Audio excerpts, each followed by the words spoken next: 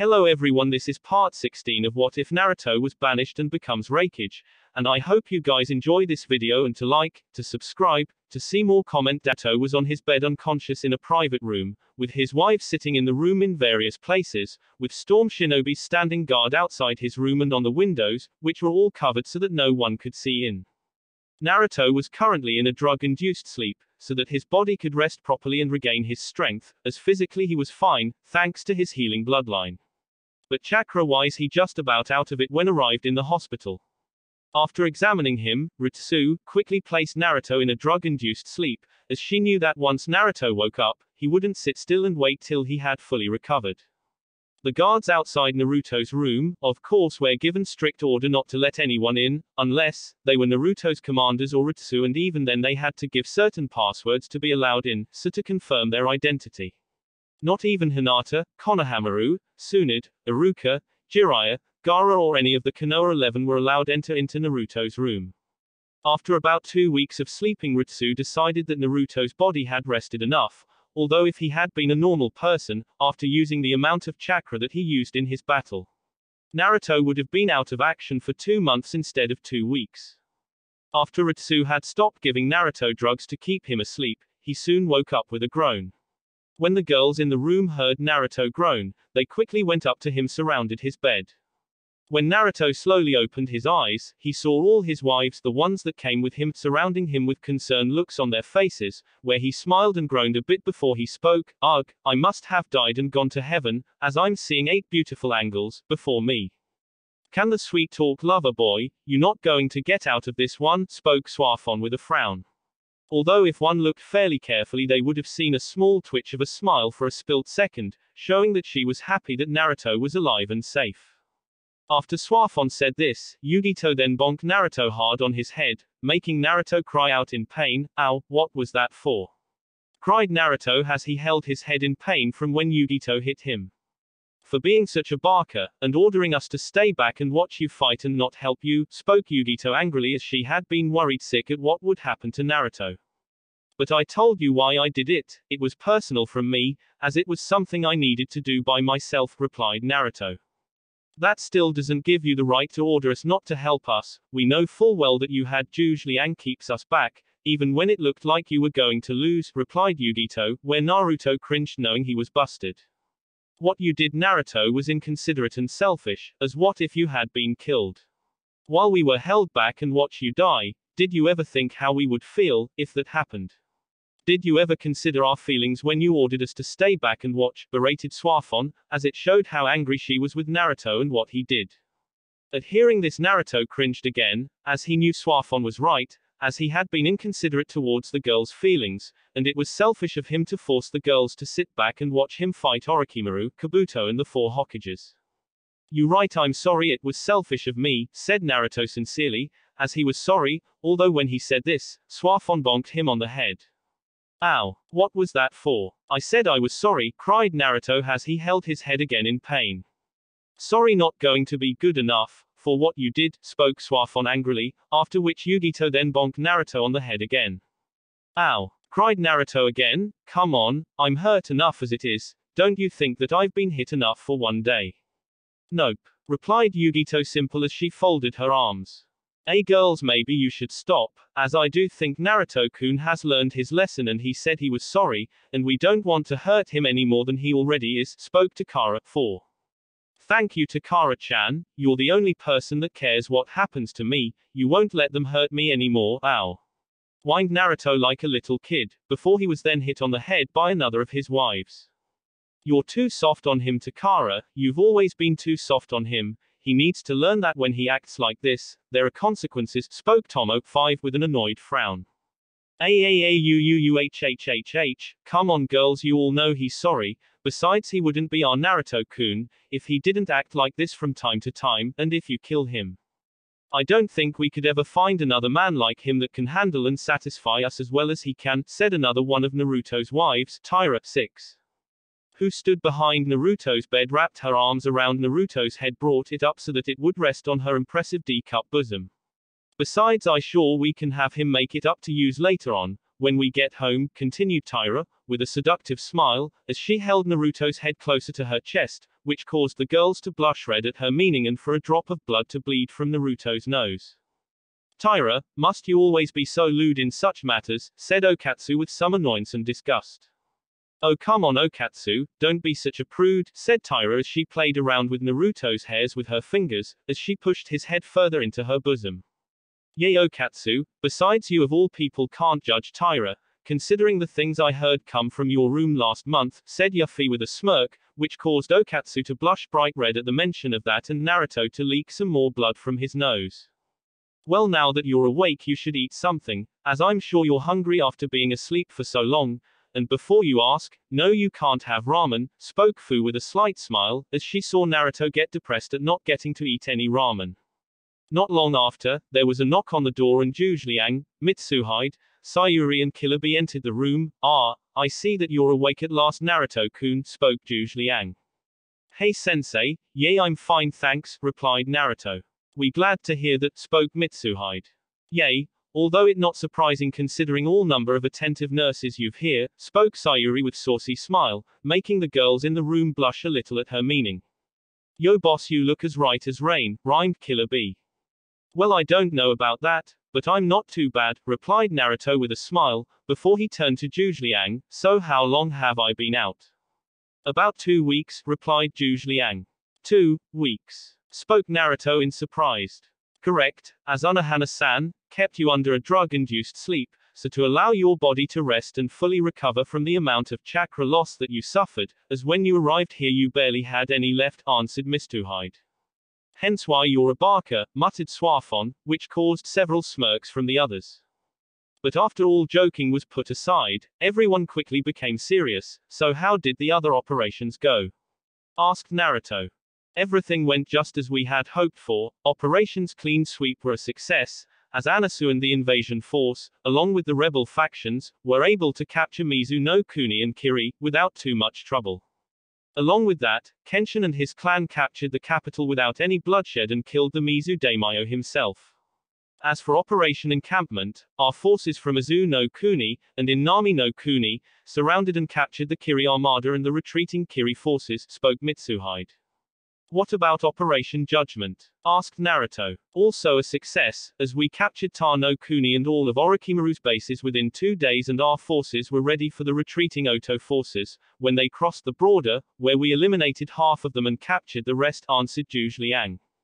And the other operations? Asked Naruto. Operation Tidal Wave was also a success, as Sun Li and the 3 submarine fleets, caught all 3 docks by surprise and destroyed them and the fleets docked there. According to estimations we achieved 97% of our targets, said Sayuri, where Naruto nodded, pleased at hearing this, before he turned to Fu, to hear her report. Operation Cleanings was also a success, where Shibuki and Sumeru forces were able to destroy Kusa's poison research lab and destroy it and deal severe damage to the village itself, although Kusa's defenses were stronger than we expected. Hence they had more trouble than expect, spoke Fu. Hearing all this, Naruto was pleased that everything went as planned, before he turned to Zhuge again and spoke, and what our situation? Well as planned, we caught the enemy completely off guard. Kiri forces were the first to retreat, for as soon as they felt you powering up, they began to retreat. The Hanya clan and the Kusa forces were the second to retreat, although when you used Futsunushi, Japanese deity of swords and lightning, and cut the outer side of the Hokage monument. You cut off their escape route, where our forces, along with the Konoha and Suna forces quickly surrounded them and captured the majority of their forces. The Iwa forces were the next to retreat, where according to shinobis that were fighting them, some saw a group of Iwa shinobis carrying a wounded, but alive Tsuchikage, spoke Zhuge. And you guys say, I'm too stubborn to die, muttered Naruto, where the others could not help but agree with him. After which Naruto then asked what they were doing with the captured enemy shinobis. Zhuge then went on to explain that they had taken over the responsibilities of all the Oto and Kiri shinobi's prisoners, where they planned to bring the prisoners back to one of their concentration camps and interrogate them, to learn who were true followers of Orochimaru and Shiro and who were simply force or tricked to follow them. What about Oto forces, Orochimaru, Gurren and Kabuto? Asked Naruto. Well, the Oto forces were completely wiped out, where we captured or killed about 90% of them. The remaining 10% were able to somehow escape and made it back to Ta no Kuni borders. Although, as I said earlier, they were then ambushed by forces at Ta no Kuni, answered Okatsu. I was then able to capture Guren, although she was severely wounded from out battle and is currently in a drugged-induced coma, spoke Suafon. But what about Orochimaru and Kabuto? Asked Naruto. Regretfully, Orochimaru escaped, with the help of Kabuto, who somehow was able to free himself your paralyzation seal, and as we were distracted from your battle the Yondaime, we believe Kabuto then took him away, answered Zhuge Liang. At hearing this, Naruto frowned. Damn it, I should have killed that son of a bitch when I had the chance, muttered Naruto angrily. Well, if you had let us help you instead of letting your ego getting the better of you, they might not have escaped, spoke Suafon, as she was still angry at Naruto.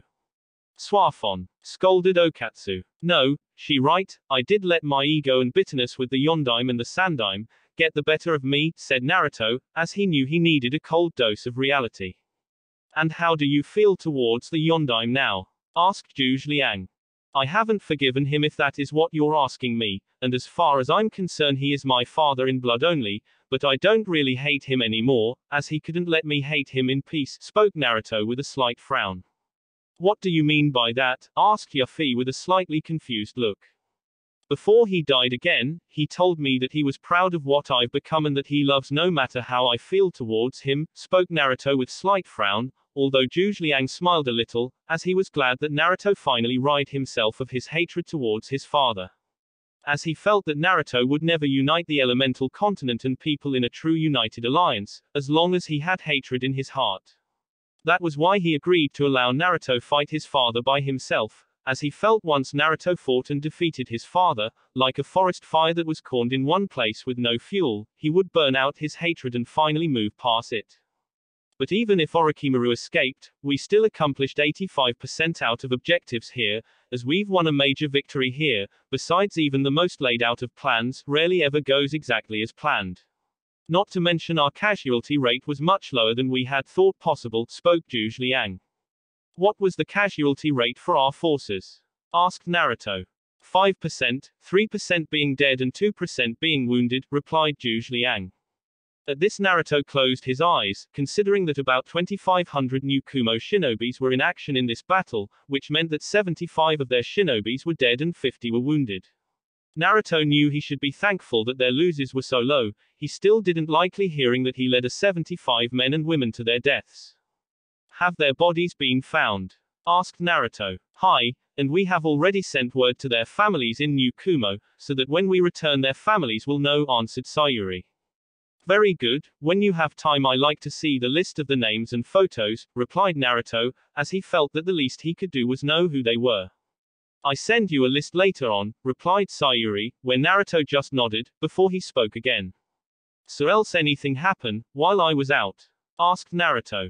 Well, there have been some disputes and fights between our shinobis and some Konoha shinobis and the civilian population, once your identity was revealed, spoke Taira, where Naruto only scoffed as he wasn't the least bit surprised at that.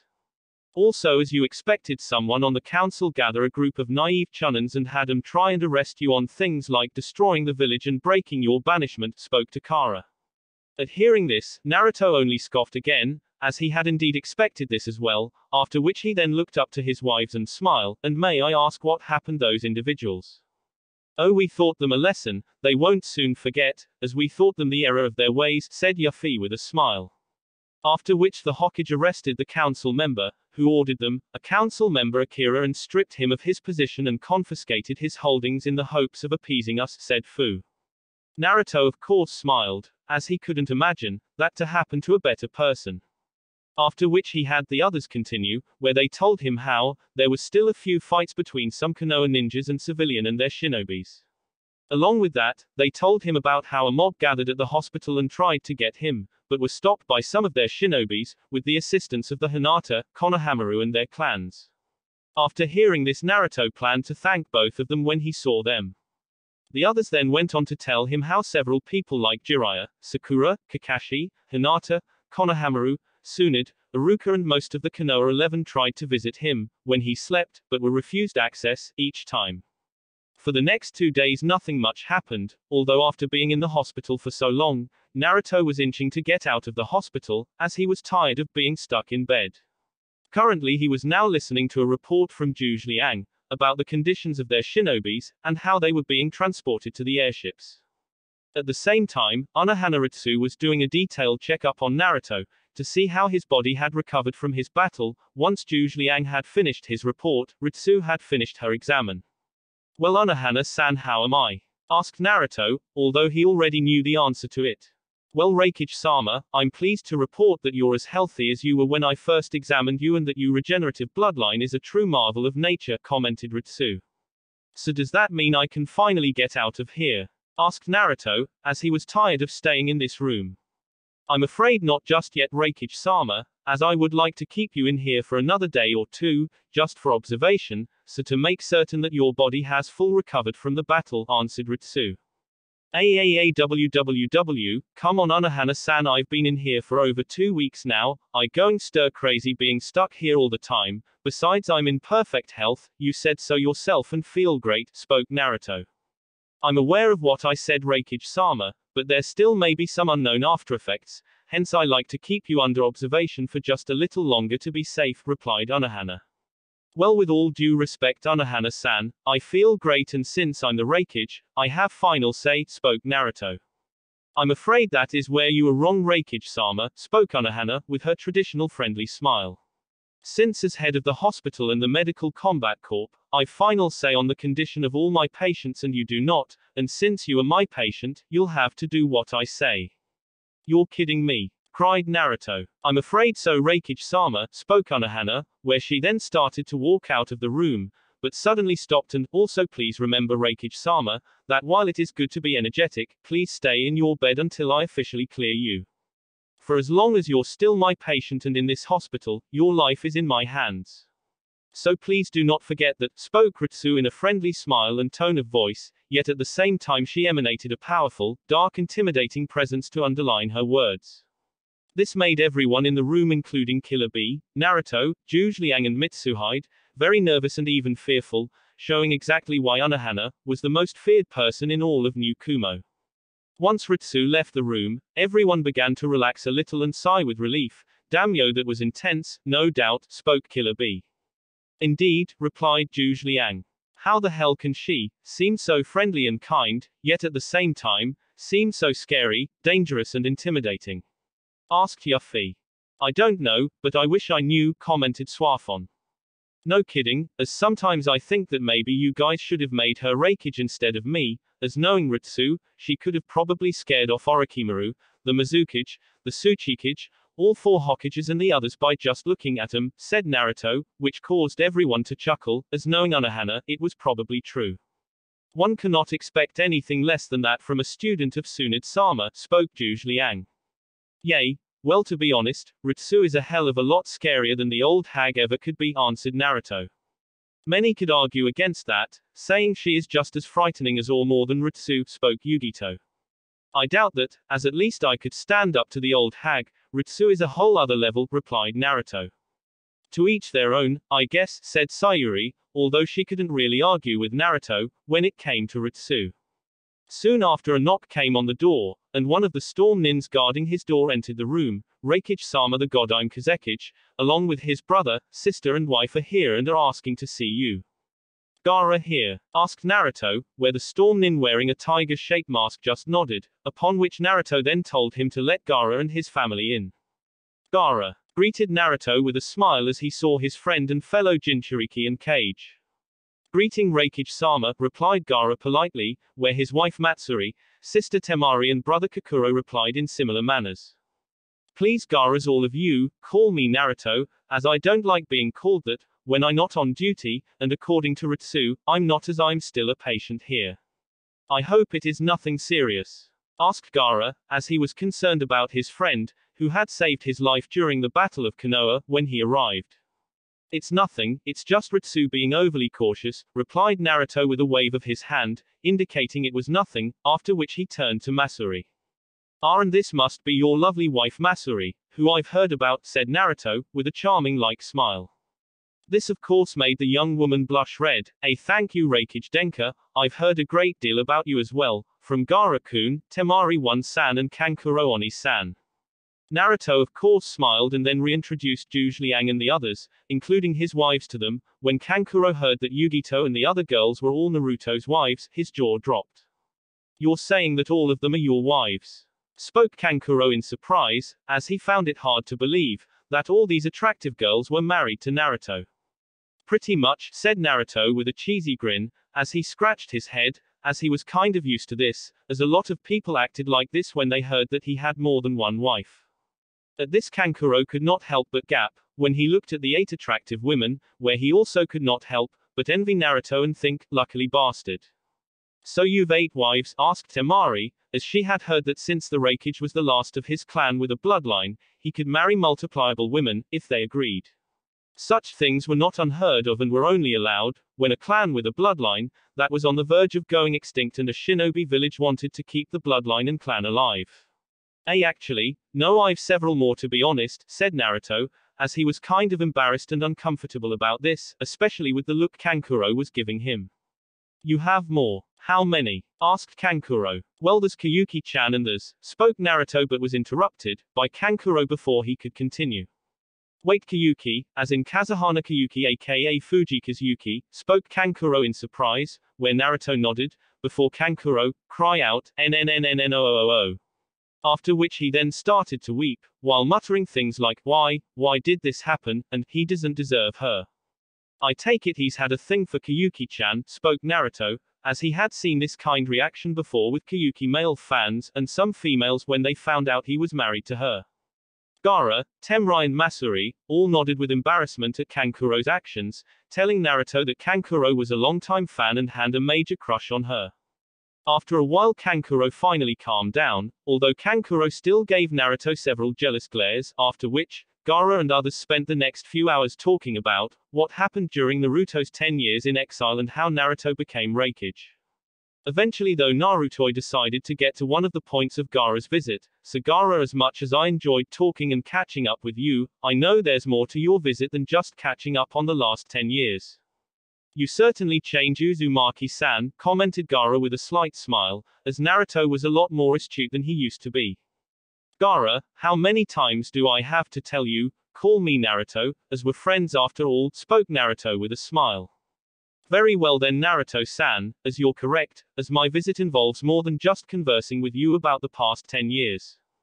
The other reason why I've come here is to ask for an alliance between your village and the Heavenly Alliance, with my village. As during the recent battle, I lost half the shinobis that I brought here, which puts Suna at a disadvantage, as our military was already the lowest of the 5 great shinobi nations. Also, after seeing and hearing about your alliance strength, I can see that it would be in the best interest of my village to ally itself with yours.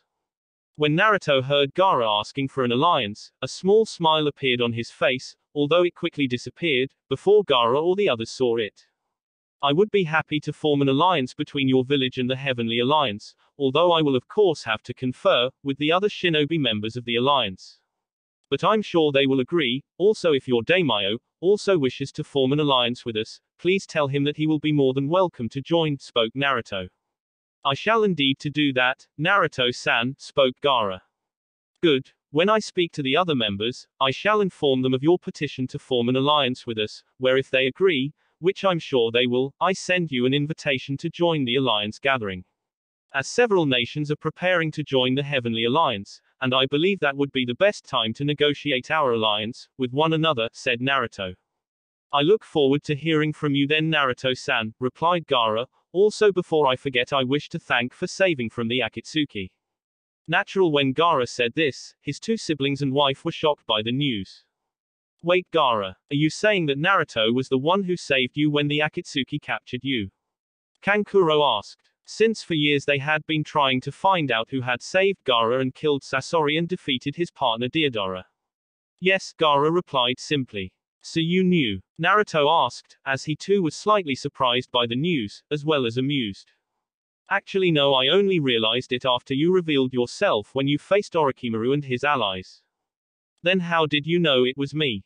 When I was drifting in and out of unconscious I saw you for a moment, telling me I would be fine. Gaara, why did you never tell us this? Temari asked, since this was the first any of them were hearing this. I assumed that I had died momentarily, given how at the time we all believed that Naruto-sama was dead, and I did not want to worry you at the time.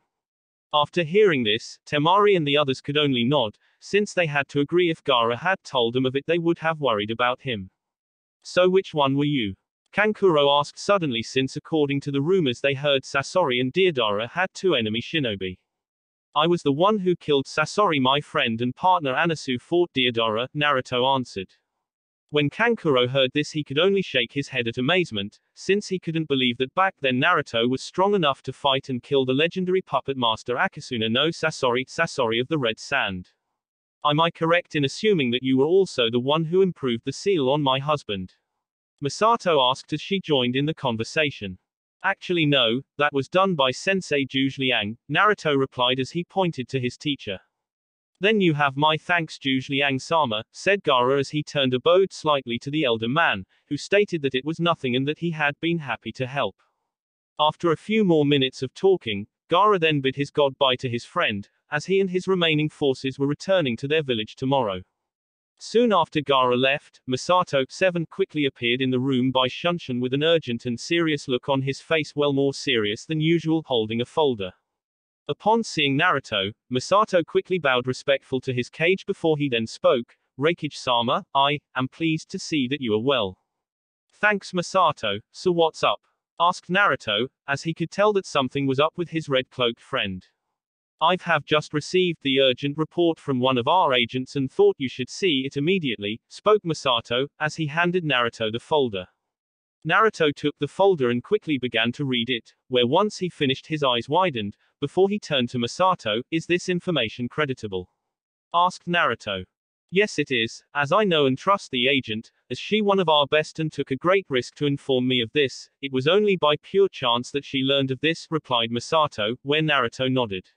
After which he then shared what was in the folder with the others, who were wondering what was wrong, and why it got Naruto so serious.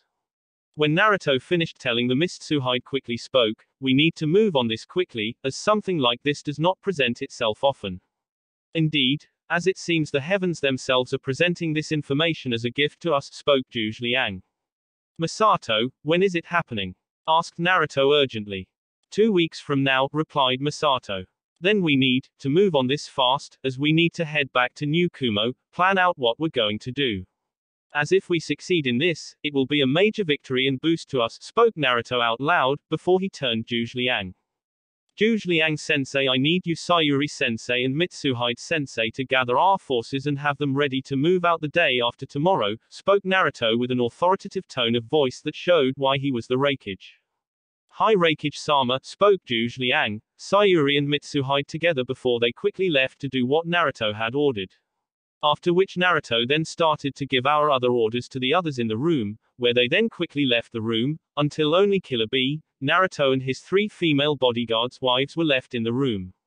Upon which Naruto began to rethink his plans for Konoha, as with this new development, he wouldn't have the time he thought he would have to do them. Meaning he would have to do everything he had planned to do by tomorrow. The next day after meeting Gaara, Naruto was out of the hospital room, walking the streets of Konoha with Okatsu, Yugito, Fu and Killer Bee. Naruto had just finished saying goodbyes to Gaara at southern gate of Konoha and was now on his way to visit some friends. Naruto was currently wearing his blue long coat with 3 tails with a white lightning-like pattern on the right side of the coat. That also had black lightning bolts at the edges of the coat and a kanji foot storm on the back. Along with that he wore a short-sleeved black t-shirt, but with an Anbu armor chest plate, as well as black fingerless gloves and a Kumo headband wrapped around his right arm. He also had his black jeans and boots with steel tips and had a black strap around his shoulders, hold Tengu on his back. His short bright blonde hair was back to being slicked back and spiked up at the back, with bright blue highlights in the shape of lightning bolts that traveled from the spike ends to the front. As Naruto walked down the street with his bodyguards, he could see everyone on the street, making way for them and staring at him, some with fear over the power he had, some with anger at him being alive and other with neutral looks, as they were unsure how they should feel. Naruto and the others of course ignored them and continued on, as they could care less what the people of Konoha thought of them. As they continued on, Naruto and the others noticed that like the last time when they were in Konoha, they were being followed by Root and Konoha Anbu, but this time, there were about 6 teams following them.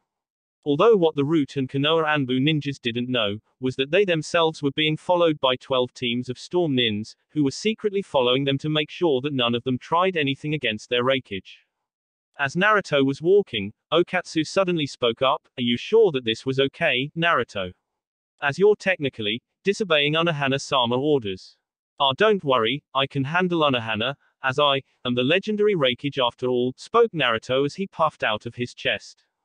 "Is that so, Raikage-sama?" spoke Unohana from directly behind Naruto, who went pale white and quickly turned around to find Unohana standing behind him, with her traditional friendly smile.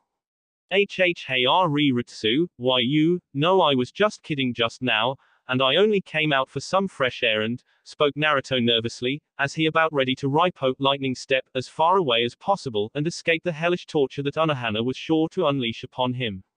But before he could start running, Unohana busted out laughing, and then turned into Yugito, who used a henge transformation to turn into Ritsu. She was then joined in her laughter by Killer Bee and the other girls.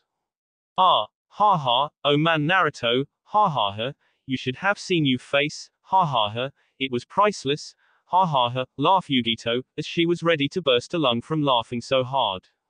"That was Killer Yo," laughed Killer Bee as he couldn't stop laughing.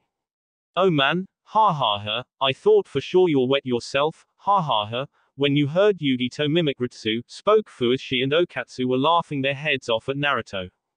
"That wasn't funny," said an annoyed Naruto. He could believe that he, the prankster prince, got pranked by his own wife of all people, where he was beginning to think that a bit of himself had rubbed off on his wives. "Ha ha ha ha, maybe not for you, ha ha ha ha, but it was for us, it was hilarious," said Yugito as she continued laughing. Soon after, Yugito and the others stopped laughing, but still chuckled now and again over it. Even Naruto had to admit it was pretty funny. Eventually though, they arrived at their first destination, which was a small house, which had survived the battle, without much damage done to it. Naruto then knocked on the door of house and waited for a few seconds, until the door opened. When it opened, a young girl about 5 years of age, with violet hair done up in a short, somewhat spiky ponytail. The girl also had brown eyes and dark tan-like skin and wore a short sleeveless cream shirt and brown pants. "Hello Aiko, it's nice to finally meet you," spoke Naruto friendly. "Who are you? And how do you know my name?" asked the young girl, with a slightly confused and unsure look at how Naruto knew her name. "I'm an old friend of your dad's, and I came here to see him," said Naruto. "To-san, there's some guy here to see you," cried Aiko. "Who is it, Aiko?" asked Iruka as he popped his head from the living room, to see who it was, whereupon seeing Naruto, Iruka eyes widen in surprise. "Naruto. Yo-sensei, long time no see," said Naruto, with cheesy smile. "Naruto!" cried Iruka, and he quickly raced out of the living room and towards his former student, and he gave Naruto a fatherly hug, which Naruto happily returned. "You idiot, I thought you were dead," said Iruka happily, as he let go of Naruto after a minute or two. "Yay, sorry about that, sensei, I needed everyone to think that," replied Naruto, as he was indeed happy to see his former sensei and friend father figure. Before Iruka could respond to that, Aiko suddenly spoke up. "To-san, who is he?" asked the young girl. Iruka then quickly turned around and knelt next to his daughter. "Aiko, this Naruto, the one who I told you about, remember?" "You mean that's Naruto's Ni-san, but you said he was dead," said the confused little girl. "Well, I was wrong, and he's the Raikage of New Kumo," said Iruka, where her eyes widened at hearing that Naruto was the famed Raikage that everyone was talking about. It was at this point and Anko appeared out of the house. "Iruka-kun, what's all the commotion?" asked Anko, until she saw Naruto and the others, where she then smiled. "Well, I be damned, if I didn't know any better I would say I was seeing a ghost," said Anko with a grin. "Yo, Snake Lady, nice seeing you too," greeted Naruto. "So Naruto, are these your bodyguards?" asked Iruka as he looked at Killer Bee and the girls.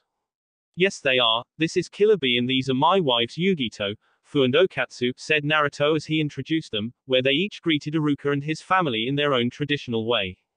"So the rumors are true, you do have your own little harem," said Anko with a saucy grin. Yay, it's true," said Naruto, as he scratched his head in embarrassment and had a cheesy grin. You're a real pimp now, aren't you, and probably the envy of every guy in your village, as you're the boss of your own little harem, spoke Anko. Well, you might be right about being envied, but the boss, I wouldn't go and say that, said Naruto, as he smiled and looked to the girls next to him, who smiled back at him. Ah, I see you've already been whipped by them then, said Anko with a grin. Well, they do outnumber me, replied Naruto with a smirk. Never thought you as the settling down time, Naruto, especially at your age, spoke Iruka. Well, I could say the same kind of thing about you, sensei, with you and Snake Lady here getting hitched and later on having a kid, said Naruto. Ah, well, certain things happen, spoke Iruka, with some embarrassment, as he scratched the back of his head, similar to Naruto, after which he then invited Naruto and the others into the house, where they all took some seats in the living room. For the next few hours, Naruto, Iruka and Anko and the others talked away, catching up with the past 10 years. During the conversation, Naruto informed Iruka and Anko how he had sent out his wife Takara and Totara Hamrio 8 to look for them and make sure that they were okay. Upon learning this, both Iruka and Anko thanked him, as if it wasn't for Hamrio and Takara, they would have been killed by the Cruz Seal warriors. Also during the conversation, Aiko was full of questions about Naruto, as she had heard a lot about him from her father.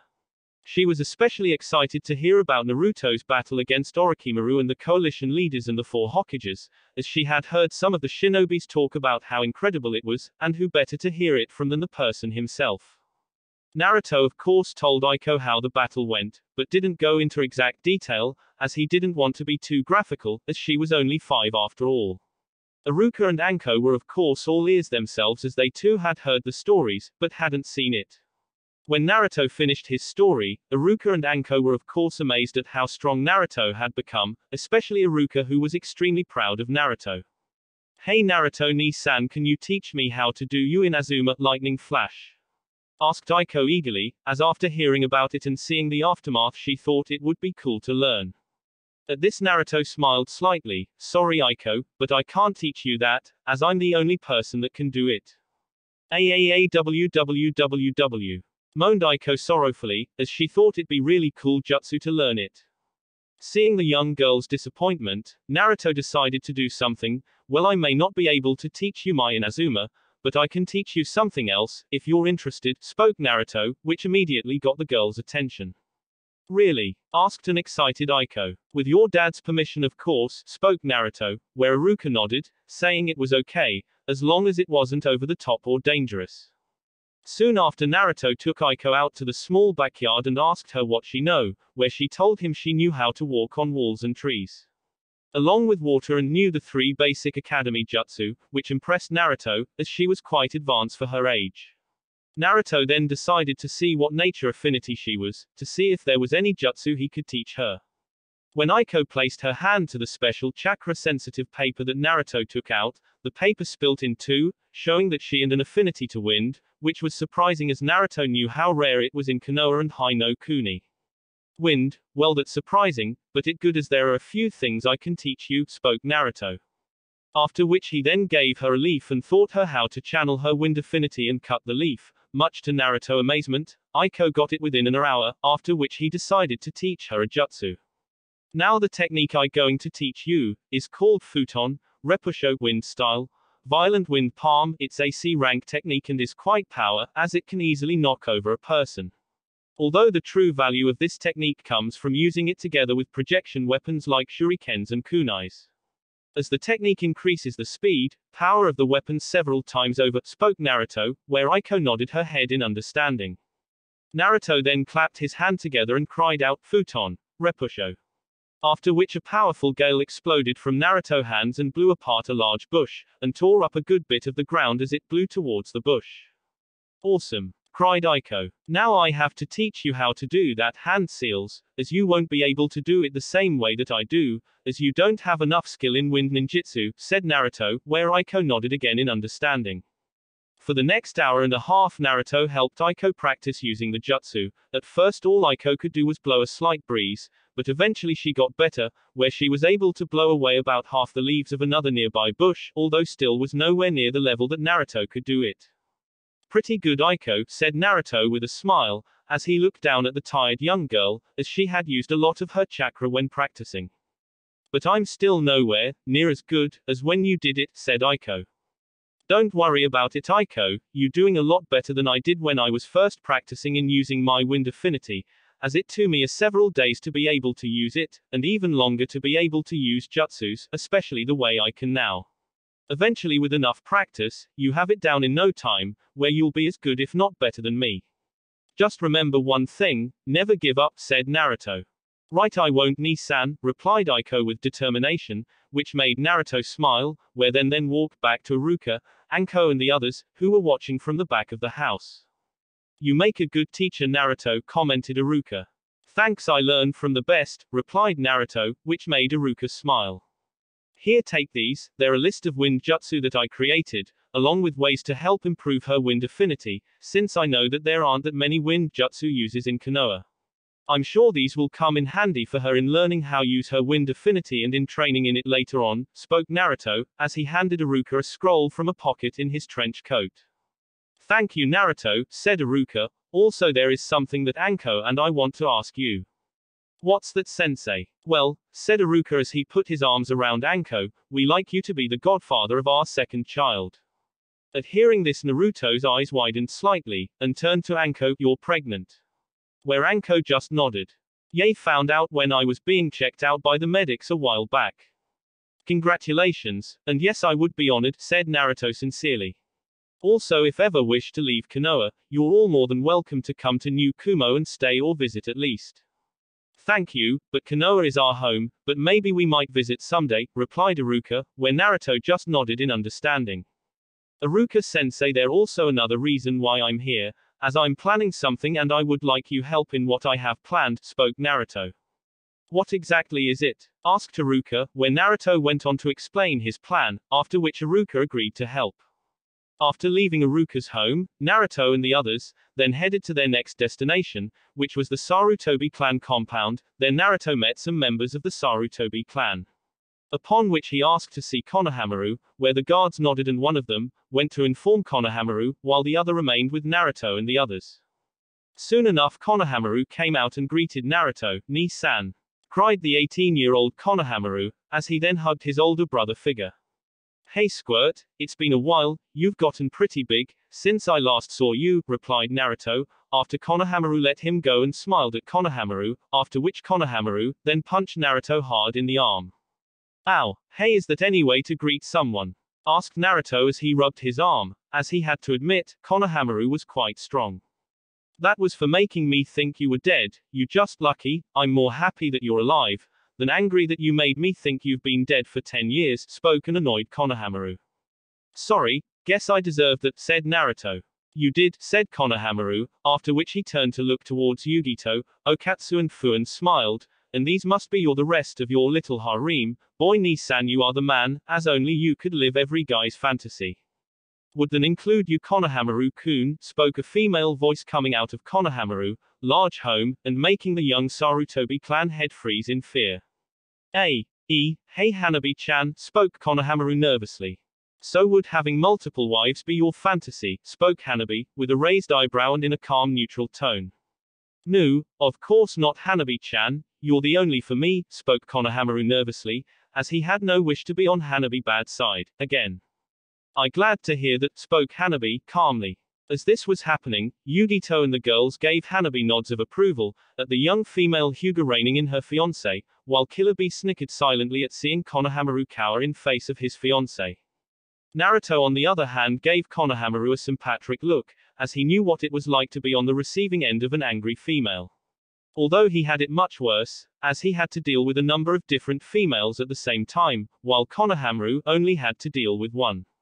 Soon enough Hanabi eased her stare at the cowering Konohamaru, after which she turned to Naruto and the others and bowed respectfully towards Naruto.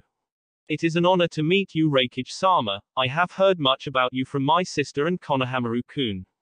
It's a pleasure to meet you as well, Hanabi-san, replied Naruto friendly, where after the introductions were done, Hanabi and Konohamaru invited Naruto and company into Konohamaru's home.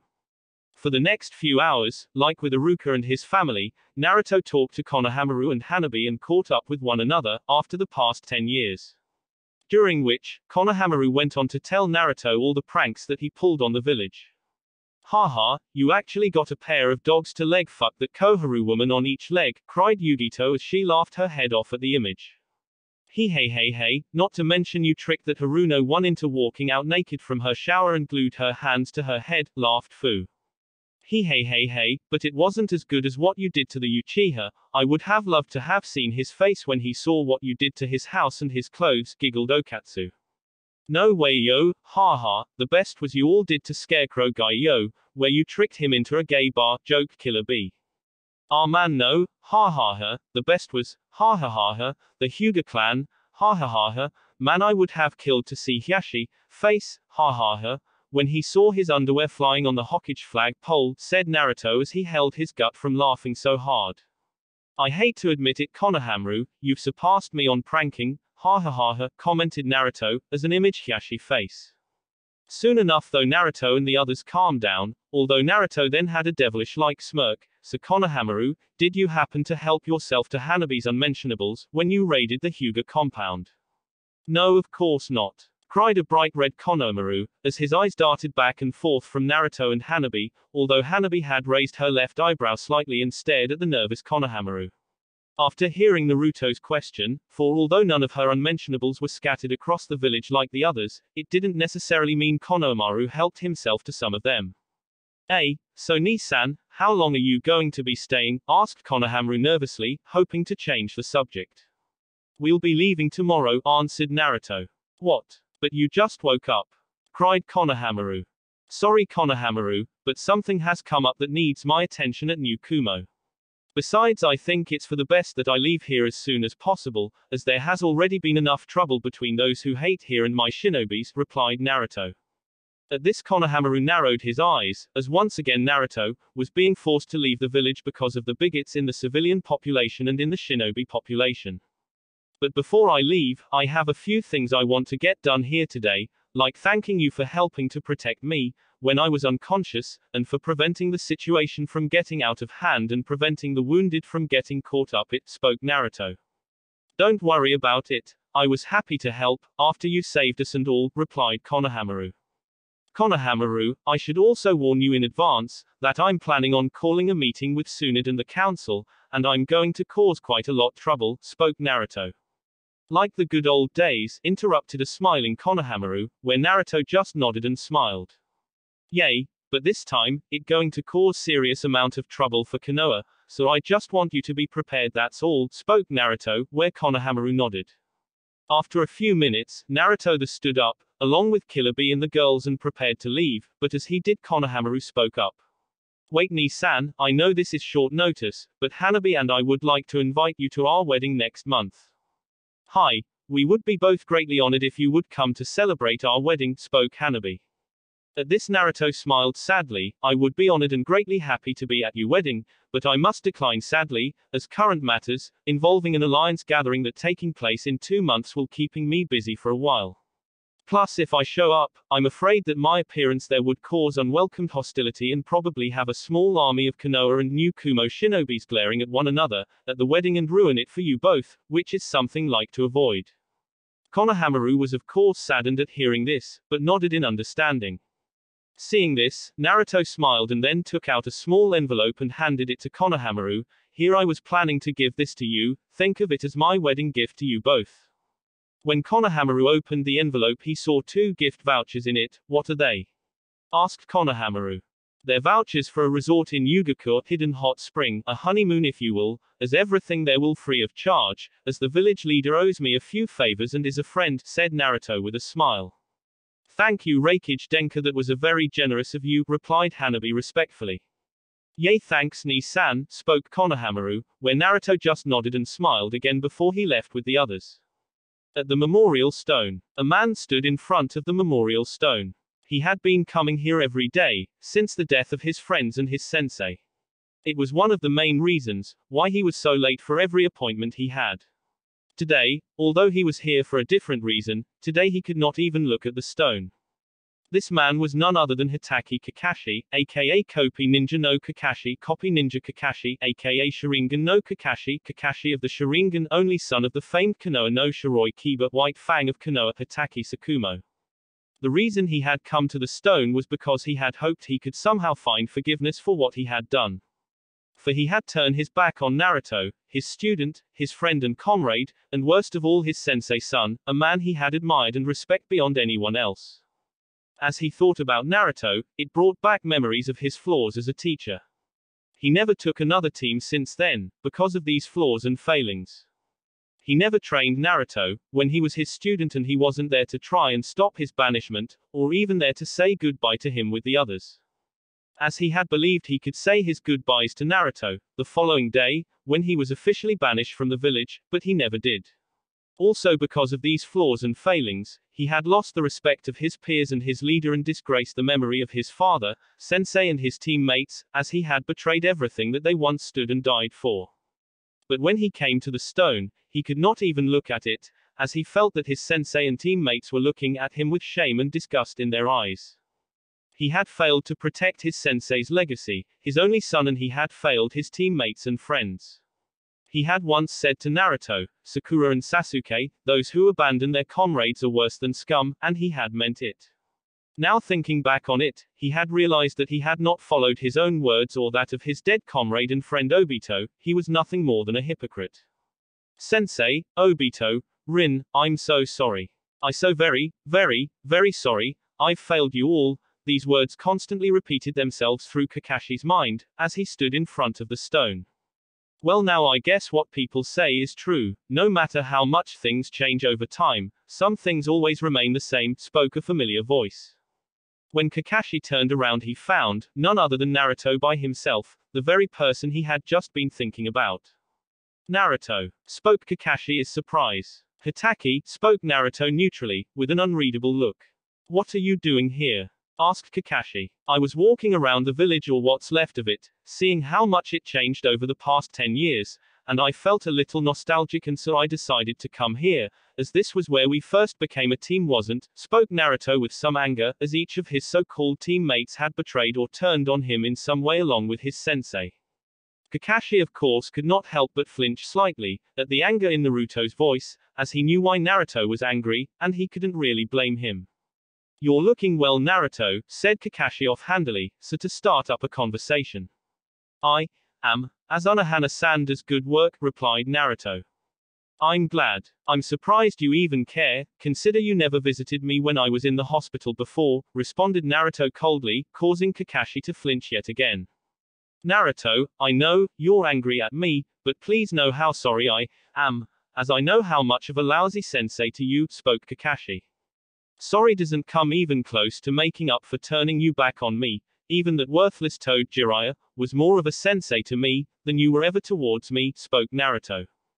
Kakashi of course lowered his head in shame, as he knew Naruto was right. Naruto, if I, said Kakashi, but before he could finish, Naruto interrupted him. Save your excuses, Kakashi, I'm in no mood to hear them, as they're just as lousy and as worthless as they ever were, said Naruto coldly, where he then turned around and was about to walk away, but stopped when he came face to face with a group of people. Although this group wasn't any ordinary group, this group was made up of all the members of the Konoha 11, with Sai as the newest member, making it the new Konoha 12. Well, now isn't this a surprise, a real reunion of the old gang, commented Naruto, as he faced the group, made up of mainly the people he still considered friends.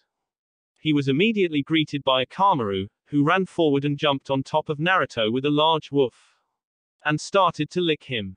Ha ha ha ha, stop it Akamaru, ha ha ha ha, it tickles, ha ha ha, I'm happy to see you too boy, ha ha ha ha, laughed Naruto, as the big bear-sized dog was on top of him licking his face. Soon enough Akamaru got off him, after which Kiba then spoke up, Naruto, you jerk, you made us all think you were dead, I take back every nice thing I said about you, hell I'm even tempted to kill you myself for what you did. Yay, yay dog breath, I happy to see you too and keeps saying that, maybe one day it might actually come true, although I highly doubt it, replied Naruto with a smile, which annoyed Kiba, but he was still glad his friend was alive. I'm glad to see you're doing well Raikage-sama, spoke Neji. Call me Naruto, Neji, as I'm technically not on duty right now, also how is your fiancé? She just came out of her coma today, she is still weak, but she is doing well, thanks to the Hokage and Unohana-sama, spoke Neji, with clear relief in his voice, as he was indeed relieved that his fiancée would be okay. I'm glad to hear that, replied Naruto sincerely.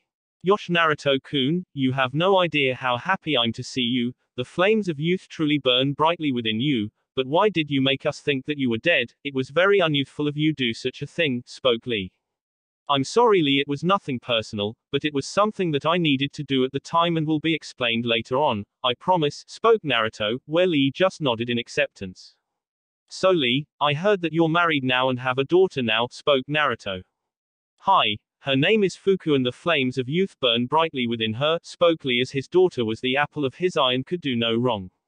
I'm happy to hear that, said Naruto, as he was indeed happy for his friend. Oh, and don't forget, you and I have to have that sparring match sometime. Yosh, I look forward to it, but no, I will not lose, replied Lee with his good guy pose, where Naruto just smiled and nodded, saying that he would expect nothing less. TSK, you really are a troublesome person, Naruto, muttered Shikamaru, although had a slight smile on his face, as like the others he was glad his friend was alive. Well, I wouldn't be me if I wasn't, replied Naruto with a smirk, where Shikamaru just nodded, as he agreed Naruto would be himself if he wasn't troublesome. I hear that you're married now too, and expecting a kid as well right now, spoke Naruto, where Shikamaru just nodded again. Like for Lee, Naruto was happy for Shikamaru, after which he then spoke a bit with Shino, Tenten and Choji. After speaking with them, Naruto turned to Hinata and smiled. Good to see you again, Hinata-chan, it's been a while. I've heard quite a lot about you over the past few years, where you've gotten really powerful during that time. Thank you, Naruto-kun, said Hinata with a smile, although as she did, she could feel butterflies in her stomach, as she spoke with Naruto, something she had not felt in many years, as she didn't know how Naruto made her feel like this, she just knew he could. Also, I want to thank you for helping my shinobis protect me when I was unconscious in the hospital and for disrupting the mob before things could get out of hand, said Naruto. I was happy to help you, Naruto-kun, after you helped save us. I only wish I could have done more, replied Hinata, with a kind smile. Although as she looked at Naruto she also remembered that Naruto was married now, and most likely had no feelings for her whatsoever and was happy with his own wives. As when she first realized this, soon after the Battle of Konoha, she had felt her heart almost break, but thankfully, she kept herself in control and did not break down. After which she silently swore to herself, that regardless of Naruto's feelings towards her, she would at least tell him one day of hers. But not now, as this was not the right place or time, but one day soon. After speaking to Hinata, Naruto then faced Sai. You're the one who took my place on Team 7, Sai, if I not mistake. Hi Raikage-sama, it is an honor to meet you again. I have heard much about you from the others, even from Dickless and the hag here, replied Sai. As he indicated Sasuke and Sakura, which made Naruto laugh at their nicknames, and caused said people to glare coldly at Sai. Ha ha ha ha, man, that was brilliant. It too bad you and I didn't meet sooner, Sai. I'm sure we could have become good friends. Also call me Naruto, as like I said I'm not on duty right now. Thank you, Naruto-san, and I too believe we could have become friends had we met earlier, replied Sai with a slight smile. Naruto of course nodded and then turned to face his two former teammates. The Raikage then stared down at the NE captain aka Sasuke and Sakura and just stood silently staring at one another. To those watching, it seemed like an eternity as Naruto and his former teammates stared at each other. Naruto and Sasuke both stared at each other, with cold, emotionless, unreadable looks, where no one could tell what either of them were thinking about. Sakura, on the other hand, didn't know what to say or do, as the past several years she had lived with the regret and self-loathing of how she betrayed her former teammate. Yet now staring directly at him, she didn't know what to say or do. After a long silence, Sakura decided to finally break the tension, as she could no longer stand the tense atmosphere. It is good to see you again, Naruto, said Sakura after the long silence. That is Raikage-sama, to you Haruno-san, although it is good to see you too, replied Naruto, coldly, but then quickly became more neutral. Sakura of course flinched at the coldness of Naruto's tone, and also noticed the other's words were forced. How have you been? Asked the pink-haired medic, hoping to smooth things over. Happy, he said flatly, causing Sakura to flinch. He turned back to Sasuke. You've healed nicely, from our last battle, Sasuke. Must have been all the training Haruno received. Love is a powerful drug, I see, spoke Naruto with a slight sneer. Sasuke of course said nothing and Sakura looked ashamed. After a few moments of silence, Sasuke then spoke. Breakage, huh? Well, not exactly Hokage, is it? But I guess, since you couldn't hack it here, you might as well try being Kage of a second-rate village. That needs to relay on other villages, to make up for their own deficiencies, said Sasuke mockingly, hoping to antagonize Naruto. Naruto of course didn't react to Sasuke's cheap jibe, although Sakura and the others looked at the Uchiha like he was stupid, trying to pick a fight with Naruto, especially after what they saw him do during the Battle of Konoha. Raikage-sama, he didn't mean anything by that, said Sakura, quickly and panic-like, as she was worried that he would cause an international incident. Sasuke of course just scoffed, showing that he did mean what he said, and ignored the glares from Sakura and all the others at him. Naruto on the other hand, found the situation kind of amusing. So you're in the Anbu. I'm surprised that Tsunade allowed you on the squad, said Naruto, although Naruto already knew he wasn't with regular Anbu, as he was just hoping to make his own little jibes at Sasuke. I'm not part of Tsunade's Anbu, he said with a condescending tone. I belong to the NE, the elite. Ah yes, I do believe I heard some mention of something like that, replied Naruto, with bored tone, not the least bit impressed. Failing upwards, I see, causing the young Uchiha glare coldly at him. Although I've to admit I was slightly surprised when I heard it, as I never thought you would decide to become Danzo's lapdog, spoke Naruto with a slight smirk, and causing Sasuke to glare angrily at him. Not to mention, causing several members of the Konoha 11, especially Kiba, to smirk. I'm no one's lapdog, spoke Sasuke angrily.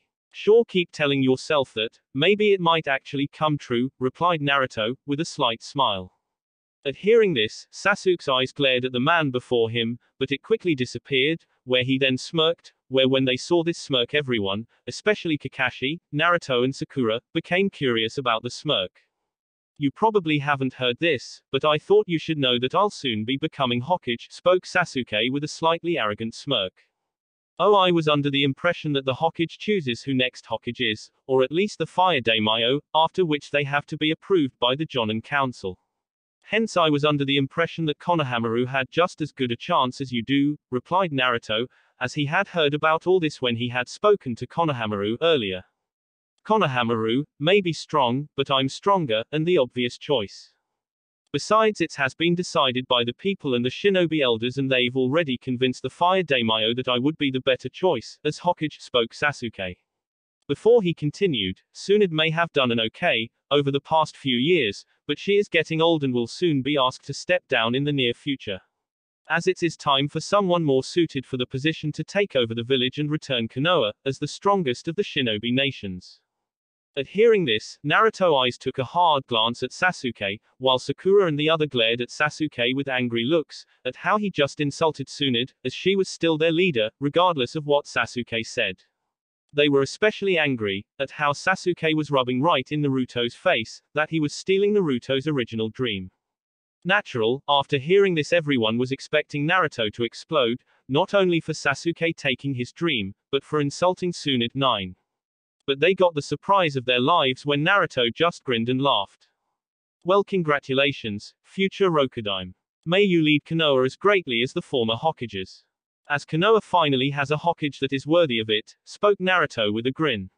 When Sasuke heard this, he smirked, thinking that Naruto finally admitted that Sasuke was superior to him. Naruto. Everyone else was of course gabbing at this as well, but Sasuke smirking and the others gabbing quickly ended, when Naruto continued. For now Konoha finally has a Hokage that is as rotten on the inside as it is, finished Naruto, shocking everyone again at what he said about their village. Now, if you would excuse me, I've other more important matters that need my attention, said Naruto, as he walked off. Sasuke was of course a tad bit annoyed at what Naruto said and that Naruto didn't take the bait. But before he could think on the matter more, Naruto suddenly stopped and turned slightly to Sasuke. Oh, there's one other thing I wanted to ask. What is it? Sasuke said. How goes the rebuilding the clan thing and the revenge of your clan? Asked the blonde Raikage. Sasuke of course snarled a little at the mention of this, but kept his emotions in check. That's really none of your business, he replied coldly. Oh, I'm sorry for prying. It's just that I met Itachi and Kisame a year after I was banished. You know, that whole getting the Kyuubi out of me thing, I'm sure you heard about that little run-in. What are you trying to say?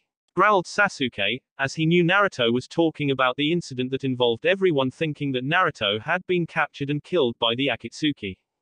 Well, as you know, I got into a bit of a scuffle with him, and I wanted to confirm something with you, as I understand that you met him a year and a half later, Naruto said sheepishly. What did you do? Shouted Sasuke angrily. Well, you see, he and Kisame attacked me and I simply defended myself, during which I used my Byakurai White Lightning, which I was still developing at the time. Meaning I didn't have much control over it, but I got a lucky shot off and hit him with it. Upon which, he was wounded pretty badly, where Kisame had to pick him up and carry him off as they retreated, as he lost a lot of blood, as the wound was pretty bad from what I saw. Hence I just wanted to confirm if that wound on his chest was as big as people say it is, as I couldn't really see it much with all that blood and all. He said in a matter-of-fact tone. When Sasuke heard this, he froze in shock, as he remembered when he last saw his brother, back on the mission to save Gaara, when he was kidnapped by the Akatsuki. Flashback. After firing a large fireball at Itachi, there was a large cloud of smoke covering everyone's view of Itachi, but the smoke soon dissipated, revealing Itachi with his Akatsuki cloak destroyed and his shirt completely burned off. Although had no burns on his skin. But when they saw his bare torso, Sasuke and the others saw a large wound on his chest, they knew that the wound wasn't caused by Sasuke's attack, as the wound was old. You've indeed gotten stronger, Sasuke-kun, but not strong enough, spoke Itachi. That wound, where did you get that wound? I know my attack didn't do that, said Sasuke, as he narrowed his eyes. This wound is from a near-fatal injury, that I received from battling an individual, whose potential far surpasses yours, and is most likely now far stronger than you and I by now, and who you can never hope to surpass, replied Itachi calmly. Who is he? Who did that to you? Roared Sasuke angrily, at how someone nearly killed his brother and nearly robbed him of his revenge, and who his brother said was stronger than either of them. But despite Sasuke's angrily roars, Itachi would not answer and remained silent. End flashback. Just as Naruto had planned, Sasuke reacted exactly the way he knew he would and had planned. Sasuke's Sharingan suddenly blazed in anger and he took out his Chokuto and used his Chidori Katana, 1000 Birds Katana, causing everyone to take a few steps back from him, as the amount of chakra he poured into the Chokuto kicking up the dust around him. Sasuke, what the hell are you doing? What's wrong with you? Shouted Neji. Did I say something wrong? Asked innocently Naruto, not the least bit worried. Something wrong. Something wrong. You're what's wrong? I'll kill you. Sasuke roared and charged at Naruto, with great speed. Shit. Thought Kakashi has pulled out a kunai, and try and stop the mad Uchiha, at the same Neji, Hinata, Tenten, Lee, Sai, Sakura and Kiba, were all about to move to stop Sasuke. But before any of them could, Killer Bee, Yugito, Okatsu and Fu appeared, where Okatsu and the other girls blocked the group path and stopped them from interfering. Kakashi on the other hand was stopped by Killer Bee, who stood in front of him with a serious look. As Sasuke neared him, Naruto just stood there and waited for his attack. Suddenly, as Sasuke was upon him, Naruto took out his wind sword handle and activated it and raised it up towards Sasuke's deciding sword. Thanks to his wind sword having the elemental advantage over Sasuke's lightning Chokuto, Naruto's sword was able to neutralize Sasuke lightning and cut through Sasuke's Chokuto, with little difficulty. Also, as he cut through Sasuke's Chokuto, Naruto sidestepped him, so that Sasuke would go by him. After which he then kicked away Sasuke's leg from underneath him, causing him to fall backwards onto his back. Upon which, Naruto stood on Sasuke's chest. Before he could even try anything, Naruto then pointed the wind blade of his sword at Sasuke's neck, who although couldn't see it, could feel the invisible wind blade. TSK, TSK, TSK, Sasuke, you really need to learn to control that temper of yours, as it could get you killed or in a very serious situation, like say, trying to kill the Kage of a foreign shinobi nation, spoke Naruto, in a childlike tone, as if he was speaking to a child. As soon as Naruto had Sasuke at his mercy, the 6 teams of root and regular Anbu that had been following Naruto appeared in front of him. You will let go of Sasuke Teiko, immediately, spoke a root member wearing a leopard-shaped Anbu mask, as he drew out his weapon, along with his comrades, who did the same. Please remove yourself from Uchiha Sasuke, Reikage Denka, and come with us quietly, where the Hokage can settle this peacefully, Reikage Denka spoke, and Anbu wearing a Baku-shaped mask. I think not, replied Naruto as he snapped his fingers, where the 12 teams of Storm Nins that had been following him and protecting Naruto appeared. Upon which they surrounded the Anbu and Root shinobis, with their weapons drawn and ready to fight, surprising everyone, especially Anbu and the Root ninjas, as none of them had sensed any of them. Seeing that his Storm Nins had the Root and Anbu handled, Naruto refocused his attention on the Uchiha underneath his foot. Naruto, that's enough, stated Kakashi, as he took a step forward, only to be stopped by Killer Bee blocking his path by placing his hand on Kakashi's chest and stopping him from moving. That's as far as you go, motherfucker, yo. Seeing this, Naruto only smirked, same old Kakashi, sticking up for the Uchiha, even after seeing what he just did. Naruto, there's no need to escalate this any further, said Kakashi anxiously. Really? Because if I'm not mistaken, the Uchiha here just tried to kill me, without cause or justification, and since I'm a cage of a foreign village, that tangible to a declaration of war on my village, and I would be well in my rights to kill the Uchiha here and now. That is unless you want to start another war with the Heavenly Alliance. At hearing this, Kakashi and the others got extremely worried, as what Naruto said was indeed true, and the last thing they needed to be fighting another war. Naruto, please, there's no need to kill him, I can assure you, that Sasuke will be properly punished for what he did, spoke Kakashi earnestly. Oh really? Like how he was, after I brought him back to the village, where all he got was a slap on the wrist, while I was banished for all my troubles, said Naruto irritably. At this Kakashi couldn't help but wince, as he couldn't deny what Naruto said, as it was true. Naruto, I can assure you that the Hokage will. The old hag. Please, if she could do anything, he wouldn't be a ninja anymore and be spending his time in the Konoha's strict correctional facility, laughed Naruto. This of course surprised the Konoha group, as the way Naruto called Tsunade, there was no real warmth or affection when he called her that, like when he used to, when he was younger. But luckily for him, I'm in a merciful mood, so I won't kill him, spoke Naruto, as he looked down coldly at Sasuke, who in turn stared angrily at Naruto, knowing he couldn't do anything without being killed by Naruto. But don't think for a second that this incident won't be without repercussions. At hearing this, Kakashi sighed with relief at Naruto not killing Sasuke, as regardless of what he thought of Sasuke, he still cared for him, as he was once his student, regardless of how much he had fallen. But even then, he was worried about the repercussion that Naruto mentioned and would take against the village over Sasuke actions. For attacking a cage of a foreign village without cause of justification was a serious crime, where Naruto could easily ask for Sasuke death or even make Konoha pay a heavy price for it. Soon enough, Naruto took his foot off Sasuke's chest and deactivated his wind sword and placed it back on his utility belt.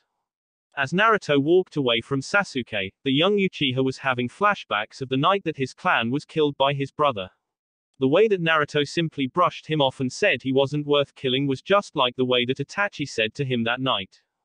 After having Naruto take him down so easily and then simply turn his back to him and say he wasn't worth killing, was too much for the young Uchiha's pride to take, as he wouldn't stand for it. Quickly Sasuke did a few quick hand seals and then charged up his Chidori, 1000 birds, which kicked up some dust and charged straight at Naruto. Sasuke no! Cried Kakashi, when he saw Sasuke charging at Naruto with his Chidori, after which he quickly maneuvered himself past Killer Bee and went to stop Sasuke, but he knew he would be too late to stop him.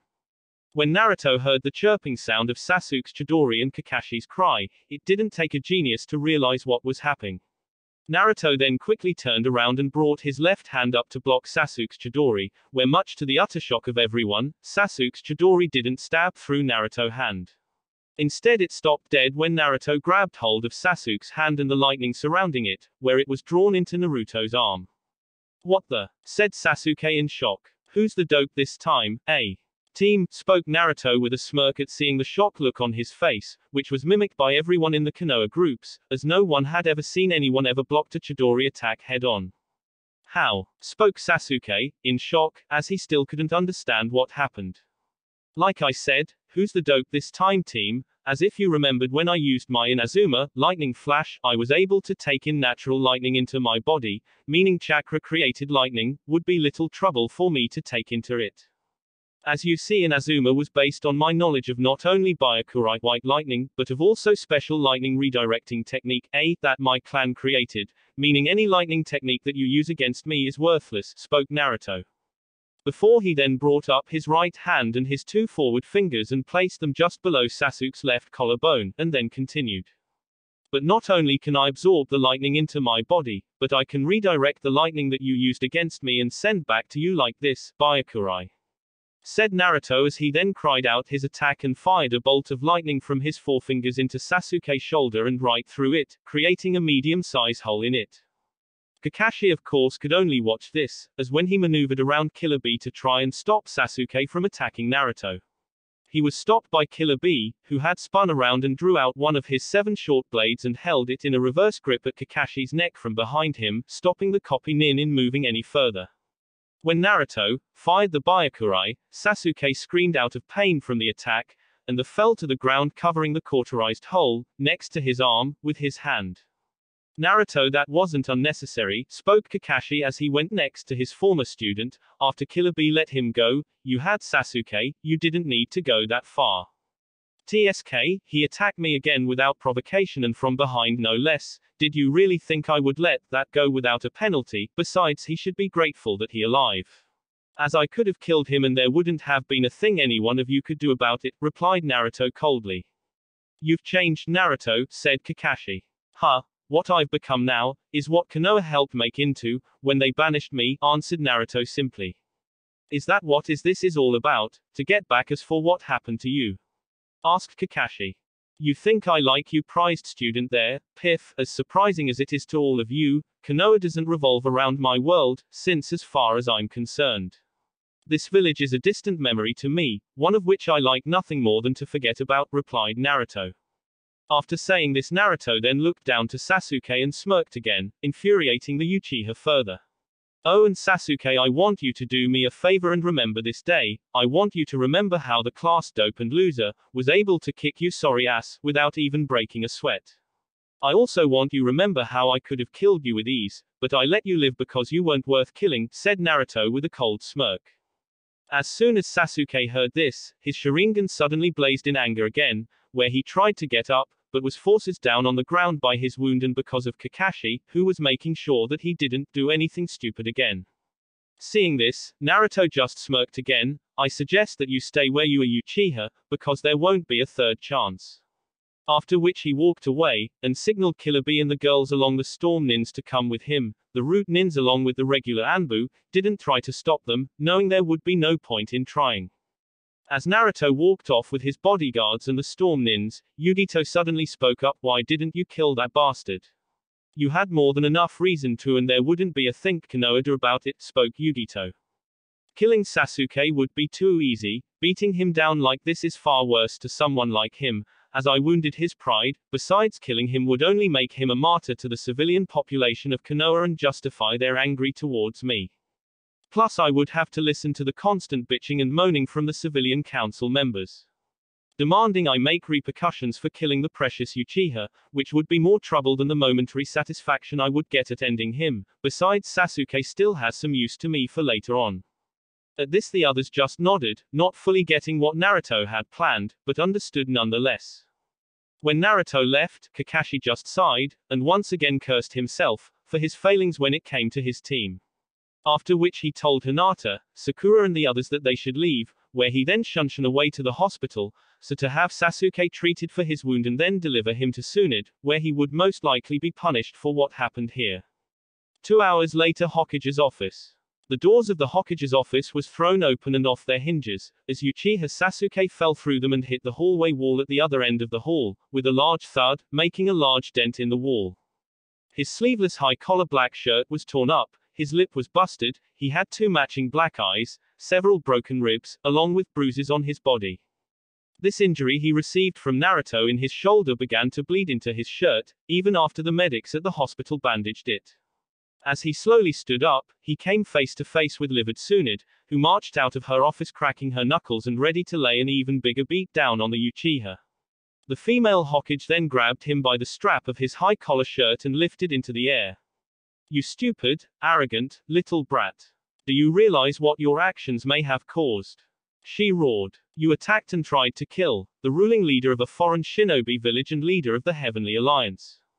Wars have been started for far less.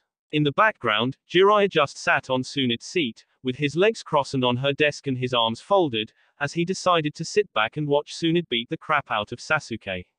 As he found it kind of nice at not being at the receiving end of her wrath, and to just watch her beat the crap of someone else. After Tsunade picked Sasuke up, she cocked her arm back, ready to send him right through the wall. But before she could, a male voice spoke up. That's enough, Tsunade. Upon hearing this, Tsunade whipped her head around to see Danzo with two of his NE goons. Upon seeing him, she glared at the one-eyed man.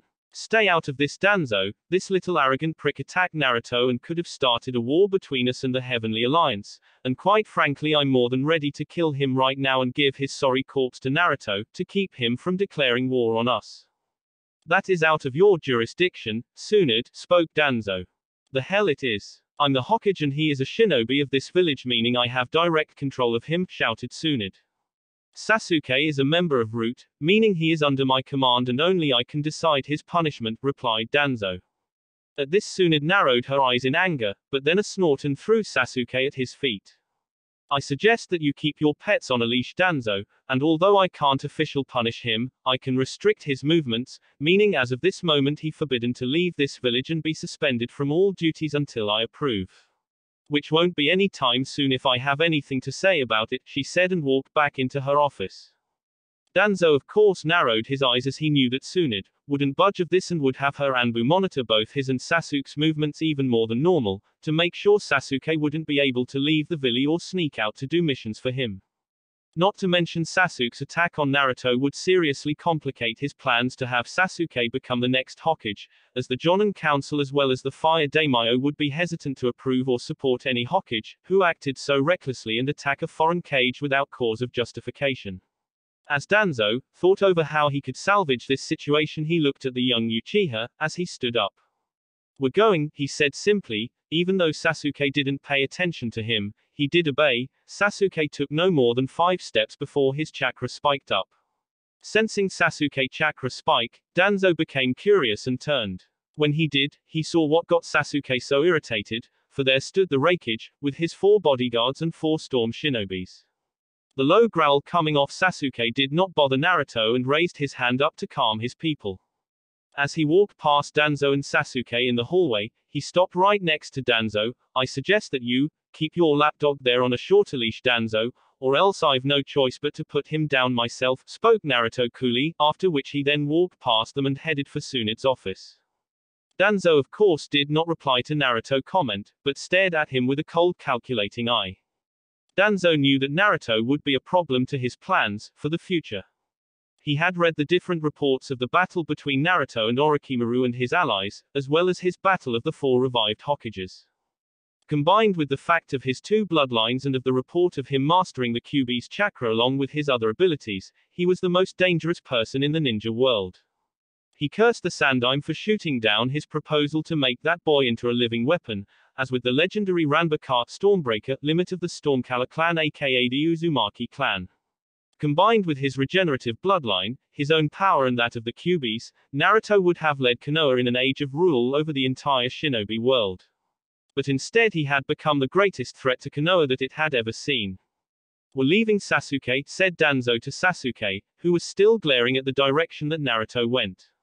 After which the 2 NE agents put their hands on Sasuke's shoulders indicating him to come, where he then shrugged them off and stalked off, with Danzo and the 2 NE agents. After Danzo and Sasuke left, Naruto and his people entered Tsunade's office, who in turn was currently talking to Jiraiya. When Tsunade turned around and saw Naruto, she was about to race over and hug the life out of Naruto and punch him in the face for making them think he was dead.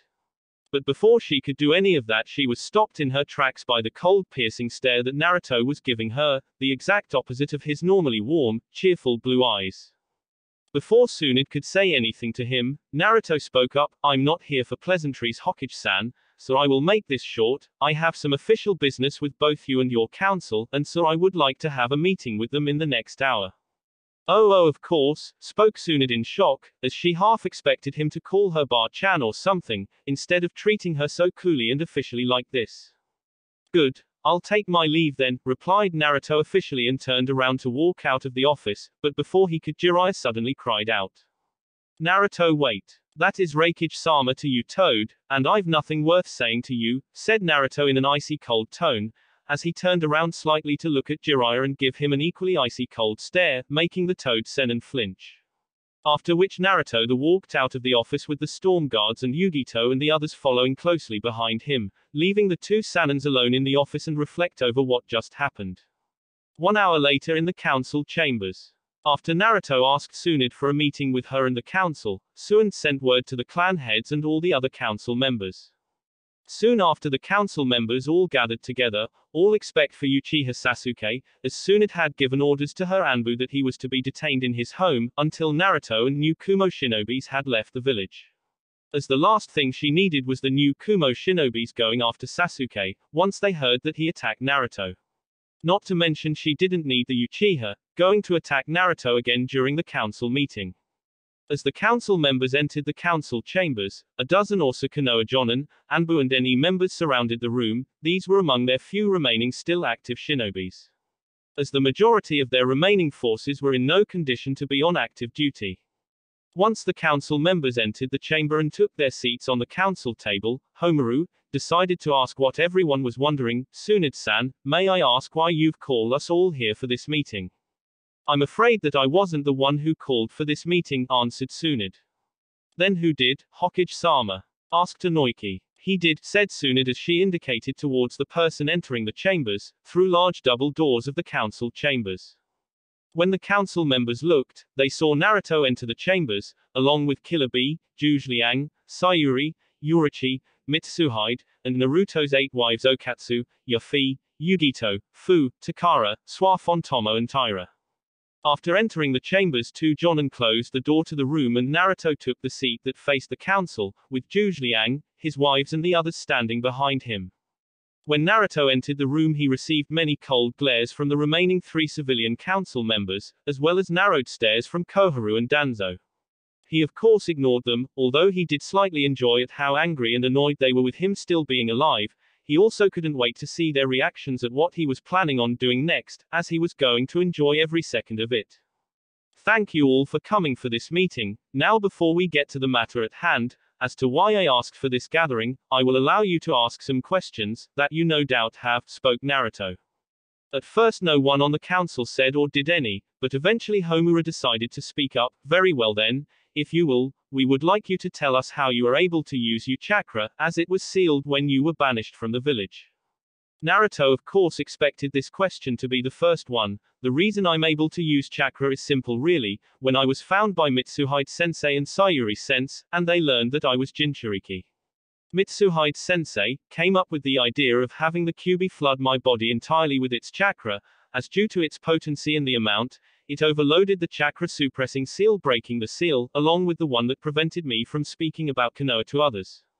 At this both Danzo and Koharu frowned, as they thought for sure that the chakra suppressing seal that was placed on Naruto was strong enough to keep Naruto from using the Kyuubi chakra. And before anyone asked about that little seal that was placed on me, which would cause the Kyuubi's chakra to burst out all at once. When the Akatsuki captured me and killed both me and them, when it was released, was destroyed, spoke Naruto, surprising Danzo and Koharu at him knowing about it. "Don't look so surprised. Zhuge-Liang Sensei found the seal on me and removed it. It wasn't a bad idea, but it would never have worked. As the Akatsuki aren't stupid and would have checked my seal for anything like that, if they had captured me after I was banished," spoke Naruto. At hearing this, both Danzo and Koharu narrowed their eyes, as they didn't like being told off by someone they considered inferior. "Okay then, why did you make us all think you were dead?" asked Jiraiya, who was standing behind Tsunade. "It was because I knew it was the only way that I would be safe from those two over there," spoke Naruto as he looked at Danzo and Koharu, indicating them. "I knew that as long as Konoha believed that I was alive, I would have to watch out for not only the Akatsuki, but also Danzo's goon squads, who would either leak my location to the Akatsuki, in the hope of Danzo's plan in working, or simply capture me, in the hope of brainwashing me into become a weapon for him. So after my run-in with Itachi, I left enough evidence to make you all believe that I was captured by the Akatsuki, and even if they denied it, no one would believe what an international wanted group of S-class criminals. Leaving that I would only have Akatsuki to watch out for, spoke Naruto. Upon hearing this, both Danzo and Kaoru were furious at being duped so easily by Naruto, while everyone else had to admit, it was quite clever of Naruto, as he had left just enough evidence to suggest the belief, and with the toads in on the lie, backing him up. No one would have figured out that Naruto was alive, until he revealed himself. Fine, but tell us this, how is that girl over there, able to summon the Salamanders?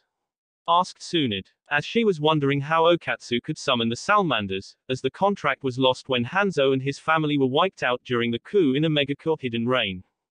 That questions can only be answered by Okatsu, replied Naruto, as he looked to his wife bodyguard. At first Okatsu didn't answer, but after a minute or so, she spoke up, the reason why I can summon the Salamanders is because I'm the granddaughter of Sanshuo no Hanzo. Hanzo the Salamander, answered Okatsu, shocking the council. That's impossible. The new leader of AM was said to have wiped out every member of Hanzo family years ago, along with all his allies and supporters and their families, replied the shocked Hokage. That is correct, as I'm not an official member of his family, said Okatsu, with some mild disgust at the thought. What do you mean by not official? Asked Hinata. At this Okatsu eyes hardened. Before she spoke, what I mean is about 50 years ago during a mission for my former clan, the Saihei. My grandmother was captured and raped by Hanzo and left for dead by him. Later on she was found and brought back to my clan's compound. When my grandmother learned that she was pregnant with my mother and decided to keep her, later on when the Raikage learned of my heritage he gave me the contract, believing I should have it. But where did you get the contract? Asked Jiraiya. About a year ago I sent in an intelligence team to AM, to gather intelligence on the happenings of the village. During the mission, one of my agents came across the contract and brought it back to me, answered Naruto. Wait. You were able to send in an infiltration team into AM and they were able to get back to you with information about AM? Asked Jiraiya in surprise, as he had been trying to get information about the happenings of AM for years. But much like when gathering information about New Kumo and the Heavenly Alliance, he had no luck. Correct, replied Naruto. Then do you know who the new leader of Omegakure is? Asked Tsunade. Yes, but I won't tell you. But why? Asked the female Kage. I've no obligation or wish to do so, answered Naruto simply, causing many people to frown with annoyance, as for several years, Konoha had been trying to gather information on the happenings of their neighboring shinobi village. But each time they sent in a team, they were caught and killed, and any other source they had came up dry. Fine then, but what about your bloodlines? How is it that you possess the Ranba Car limit, and is your regenerative ability because of the Kyuubi or an actually bloodline? Asked Choza. Well, before I answer that question perhaps we should speak, when we're with people, more scrupulous, replied Naruto. What do you mean? Asked Konohamaru, not getting what Naruto was saying. Oh, you don't already know?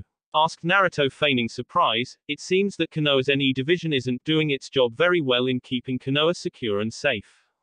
At hearing this, Danzo narrowed his one visible eye, at Naruto, jab at him and his root division. To put it simply, Konoha has a leak, said Naruto simply. That's a lie, stated Danzo, as if there was a leak in Konoha, he would know about it and would have dealt with it. Oh really? Said Naruto with a smile, where he then took out a file out of the inner pocket of his coat and threw it towards Tsunade. What is this? Asked Tsunade, as she looked at the file on the table. Open it and you will see who your mole is and the proof showing that he is what I say he is, replied the blonde Raikage, where when said mole heard this, he became very worried. When Tsunade opened the file, she saw photographs showing council member Asai Hita speaking with an Oto shinobi, and handing files to Oto shinobis along with accepting money from them, and even some where he was speaking with Kabuto.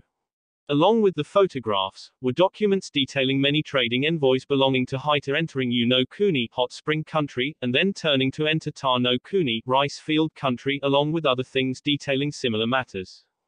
When Tsunade looked at these documents and photographs, she narrowed her eyes and looked at Hita, who looked like a child caught with his hand in the cookie jar.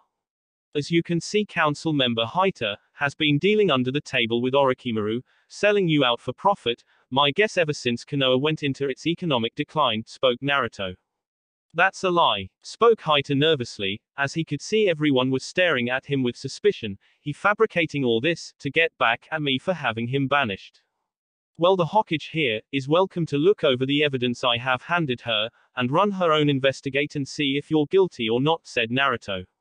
At this Tsunade then ordered two Anbu nearby to take Haita away for interrogation, with Ino and find out if he has been selling Konoha out, upon which the Anbu took Haita away, before he could even think about trying to run away. Once Haita had been taken away, Tsunade turned to look at Naruto. How did you know that Haita was spying for Orochimaru? Well, to be honest, I found it funny that Haita was able to maintain his lavish lifestyle, despite the fact that Konoha was suffering a severe financial crisis. Due to the number of allies and trading nations you lost over the years after you banished me, said Naruto, adding his own little jab at the council, which made several of them frown. After which I had my head of intelligence investigate the matter, replied Naruto simply. Allow me to introduce you to him. Masato, would you please show yourself? Asked Naruto. As soon as Naruto said this, a tall man, wearing a tattered red cape, with crimson eyes and long black hair and a red headband over his head with his bangs emerging over it and carrying twin short swords on his back, appeared from the dark corner of the rafters. Naturally, everyone in the room was shocked when they saw the man, especially the shinobis guarding the room, especially those in the rafters in the ceilings, as no one had even sensed him. As soon as they saw Masato, the shinobis stiffened, fearing that he was an assassin, but they quickly stood down, when Tsunade held out her hand, telling them to stand down. But as surprised as everyone was, none were more surprised, as when Jiraiya saw Masato, he immediately recognized him. It's you. We meet again, Jiraiya-san, spoke Masato. Jiraiya, you know him? Asked Tsunade, when she turned to her former teammate in wonder. Yeah, I do, he was the one that told me about Orochimaru's attack on Konoha, replied Jiraiya. At hearing this, Tsunade turned and looked at Naruto with an intense stare, while Naruto himself held an unreadable look on his features, not giving Tsunade anything. As none of it made sense to her, as Naruto clearly held Konoha in disdain, yet he gave them valuable information that gave them a fighting chance against Orochimaru. Before Tsunade could even ask him why he had Masato give Jiraiya the information, Naruto spoke up. Now then, as Choza-san had asked, my Shinju Kokai body renewal is a bit of both actually, answered Naruto, whereupon seeing the confused looks on everyone's face, he decided to explain further. When I used the Kyuubi's chakra and flooded my entire body with it, to overload the seals on me. There was a side effect to it, where I came to have the Kyuubi's healing power, but much more enhanced than before. And your Ranba-Ka, how is it that you have it now and not when you were here in Konoha? Asked Inuzuka Hana. Well, as many of you may know, my clan was a very small, yet very powerful, with our bloodline, although only a small percentage, mainly the main branch members had the Ranba-Ka limit and could master it fully. Although some branch members had it, others would be highly skilled and powerful in a singular elemental affinity and others would have bloodlines, which came from the Ranba-Ka. Bloodlines like the Hyoten, Rantan and Karengus and Aparusu Crying Thunder Pulse, who then separate from us, and formed their own clans later on. But because of our limited numbers of those with Ranba-Ka, we hid our true name and made sure no one knew who we really were and where we lived. We hid under the persona of an average shinobi clan, sadly though the few surviving members of an enemy clan, which my clan destroyed, had somehow learned of our true identity and where we lived.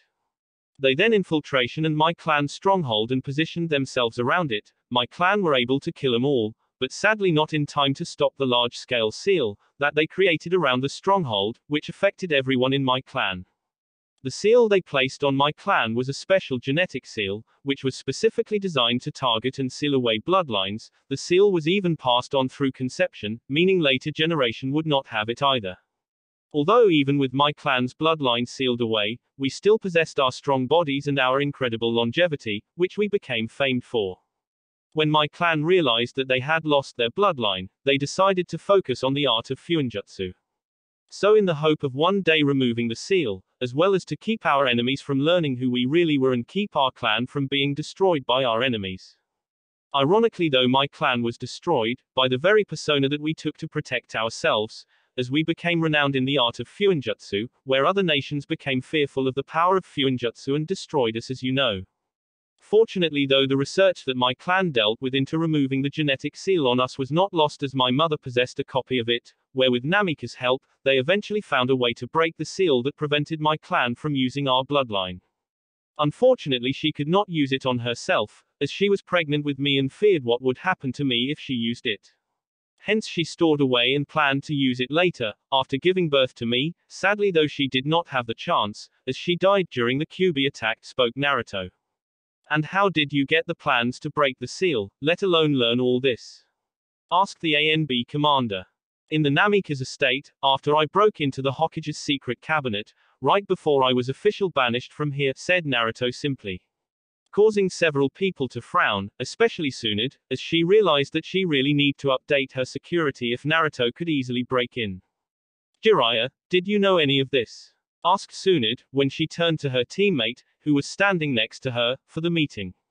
I had no clue, neither Minato nor Kushina shared any of this with me, replied Jiraiya with a slight frown. Oh, and before any think that the old hag might have my bloodline, due to her grandmother being a member of the main branch of my clan, the genetic seal would block any latent abilities that she would have. The only people that know how to break the genetic seal are myself and a few select others. Plus, even if you could unlock it, the stress of breaking the seal would kill her, as she hardly in her prime anymore, and even if she did survive, it would take her years to master and control the Ranbakar limit, and that if she has it to begin with, said Naruto, for although he was still angry at Tsunade for hiding the truth about his family from him, he didn't hate her nor did he want her dead. Naturally Danzo and Koharu frowned at hearing this, as any ideas they had of using Tsunade blood in gaining Ranbakar were dashed because of that, as if it took the Uzumaki clan, a clan that was famed throughout the shinobi world for their mastery in Fuinjutsu, over 100 years to break the genetic seal. Then there was no telling how long it would take them to break the seal, if they ever could. Now I think I've answered enough of your questions and it's time to get down to one of the matters at hand, spoke Naruto in a serious tone. And what would they be? Asked Yakumo. Well, the first would be compensations for the attempted illegal arrest on my person, when I was unconscious in the hospital, answered Naruto. At this Danzo and Koharu frowned, as they knew that Hojo Akira's stupid actions would come back to bite them, and it did. What is it that you want as compensations? Asked Tsunade, knowing that if they didn't make compensations to Naruto then it could start a war. Nothing much, 10 S-rank missions would be satisfactory, answered Naruto, making the civilian council members roar out in rage. You're out of your mind, if you think that we're going to give you half of our S-rank missions reserves. Roared Ashikaga Shin. I can assure you that I'm not, and you've little choice in the matter, given your situation, as shinobis belonging to this village did try to unlawfully arrest me, spoke Naruto. You destroyed a third of our village and you entered the village when you were banished. Cried Amiko Taichi. My banishment became null and void when I became the Raikage, since as a Kage I have instant diplomatic immunity. As for destroying the village, a third of the village, it collateral damage during a war, replied Naruto simply. Hokage-sama, you can't seriously accept. Spoke Shin with disbelief, making Danzo and Koharu frown further, highlighting their wrinkles further and making the civilian council members fume. We've no choice but to, sighed Tsunade. Now on to the next matter of hand, the attempt of my life, by one Uchiha Sasuke, said Naruto with a growing smirk, at seeing the angry looks on the shinobi elders' faces. Now under normal circumstances, that would be an immediately declaration of war on New Kumo and the Heavenly Alliance. But I've decided to be magnanimous, and I won't declare war on Konoha and have it destroyed, said Naruto, causing the several council members to sigh with relief, although other members knew that there would be a but to come in. But Konoha will have to pay a severe fine for Uchiha Sasuke actions, finished Naruto.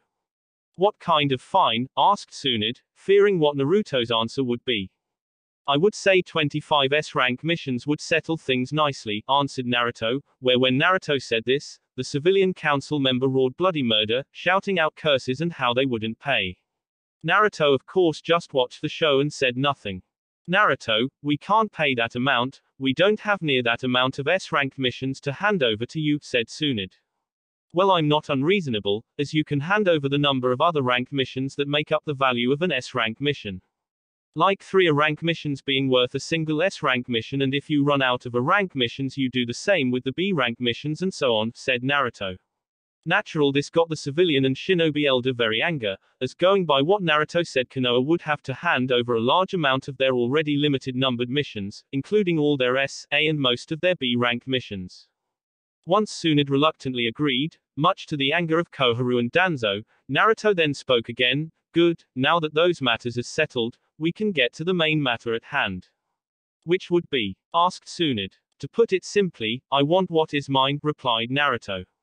I beg your pardon, asked Tsunade. Don't play with me, Tsunade, you won't like the results, said Naruto as he narrowed his eyes. Is that a threat? Asked Danzo as he narrowed his eyes, where his NE agent stiffed. It's a fact, answered Naruto simply. Give me my inheritance, and you have no problems. You can keep the Namikaze name, as I have no need of it, all I want are the scrolls and resources that are owed me. Simple, greed Naruto. Asked Tsunade with a disappointed look. Believe what you will, as I don't really care, said Naruto. We won't just hand over Konoha property to a foreigner, as you're no longer a citizen of Konoha, Naruto, said Koharu. Don't even try the Konoha property bit. But if you won't give it to me, maybe we should take this dispute to the Fire Daimyo. See what is stronger in right, my blood, or you sense of entitlement, replied Naruto. At this Koharu and Danzo frowned, as it wasn't uncommon for disputes over clan and village rights to be decided by the Daimyo, and as much as Koharu and Danzo hated it, in this situation blood would win out over allegiance. Especially if Lightning Daimyo got involved, they couldn't even play the missing Nin card, as Naruto banished from the village. Now will you hand him over to me or not? Asked Naruto. I'm sorry Naruto, but our village doesn't have the funds to give you the full amount of your inheritance, and even with your claim of blood we cannot hand over the jutsu that reside in the estate, for fear that you would use them against us, spoke Tsunade sadly. As she did want to give Naruto what rightfully belonged to Naruto, but since he was the head of a rival village now, she could not give them to him, as she was still the Hokage of Konoha. Even if she could let him have them, she knew that Koharu, Danzo and most likely Homura would be against it, and find a way to overrule her. So you will deny what rightfully belongs to me? Asked Naruto as he narrowed his eyes in anger. Yes, replied a guilt-ridden Tsunade. She really did feel like garbage for further forsaking Naruto and deny him what should be his, but as Hokage she couldn't let such valuable scrolls go, no mention of the Namikaze and Uzumaki fortunes, especially to foreign village. If she did, Danzo and Koharu, who would use that as an excuse to have her removed as Hokage and most likely have her replaced by Sasuke, which would be disastrous for Konoha. Danzo and Koharu of course nodded their heads in approval and smirked in satisfaction, as the good of Konoha outweighed what Naruto believed rightfully belonged to him. Naruto was of slightly miffed that Tsunade denied him his inheritance, but not surprised, as he expected something like this. Well then I guess, that Konoha will be destroyed, replied Naruto simply, shocking everyone at what he just said. You would start a war between us, just to get your inheritance, said a shocked Tsunade as she couldn't believe that Naruto would start a war to such a reason. At this Naruto simply smirked, wars have been fought for far less, besides I never said I would declare war to get my inheritance nor would I ever think of doing such a thing for such a trivial thing. But you said Tsunade in confusion. I said that Konoha would be destroyed if they didn't give me my inheritance, and there are many different ways to destroy a village other than by declaring war and using military force, spoke Naruto calmly, whereupon seeing the confused looks on most people's faces he decided to explain further. As I'm sure Jiraiya has most likely told you, the Heavenly Alliance has invaded and taken control of Otogakure and Kirigakure, as well as their respected home nations. With Kiri and Mizu no Kuni now under our control, along with our attack on the naval docks belonging to Iwa and Tsuchi no Kuni, the Heavenly Alliance now is the dominating naval force in the elemental continent. Meaning we have complete control of all the seas, both militarily wise and economically wise, hence it wouldn't be hard for me to put up an embargo on both Konoha and Hai no Kuni. Where all the Heavenly Alliance members and nations allied to us will cease all trade with both your village and Hai no Kuni. As well as cease any and all trade with any nation that is allied to you or even trade with you, where the only way for them to re-establish trade with us would be to break any and all trade agreements or alliances with you. Considering how large the Heavenly Alliance is and how many allies we have, along with our control over the seas and the fact that most nations around you are members of the Alliance now, it would be only a matter of time, until every nation in the elemental continents agrees to our demands and ceases trade with you and Hai no Kuni, spoke Naruto shocking everyone on the council and then continued on. Along with that, I can also put on a great deal of political pressure on Fire Daimyo, as I'm very friendly with many of the daimyos in the Heavenly Alliance and the rulers of other nations allied to the Heavenly Alliance. Like the daimyo of Umi no Kuni, Sea Country, King Mikaru of Suki no Kuni, Moon Country, Lady Daimyo Toki of Tori no Kuni, Bird Country, Lady Daimyo Keo of Mitsu no Kuni, Honey Country, and Lord Mifune of Tetsu no Kuni, Iron Country.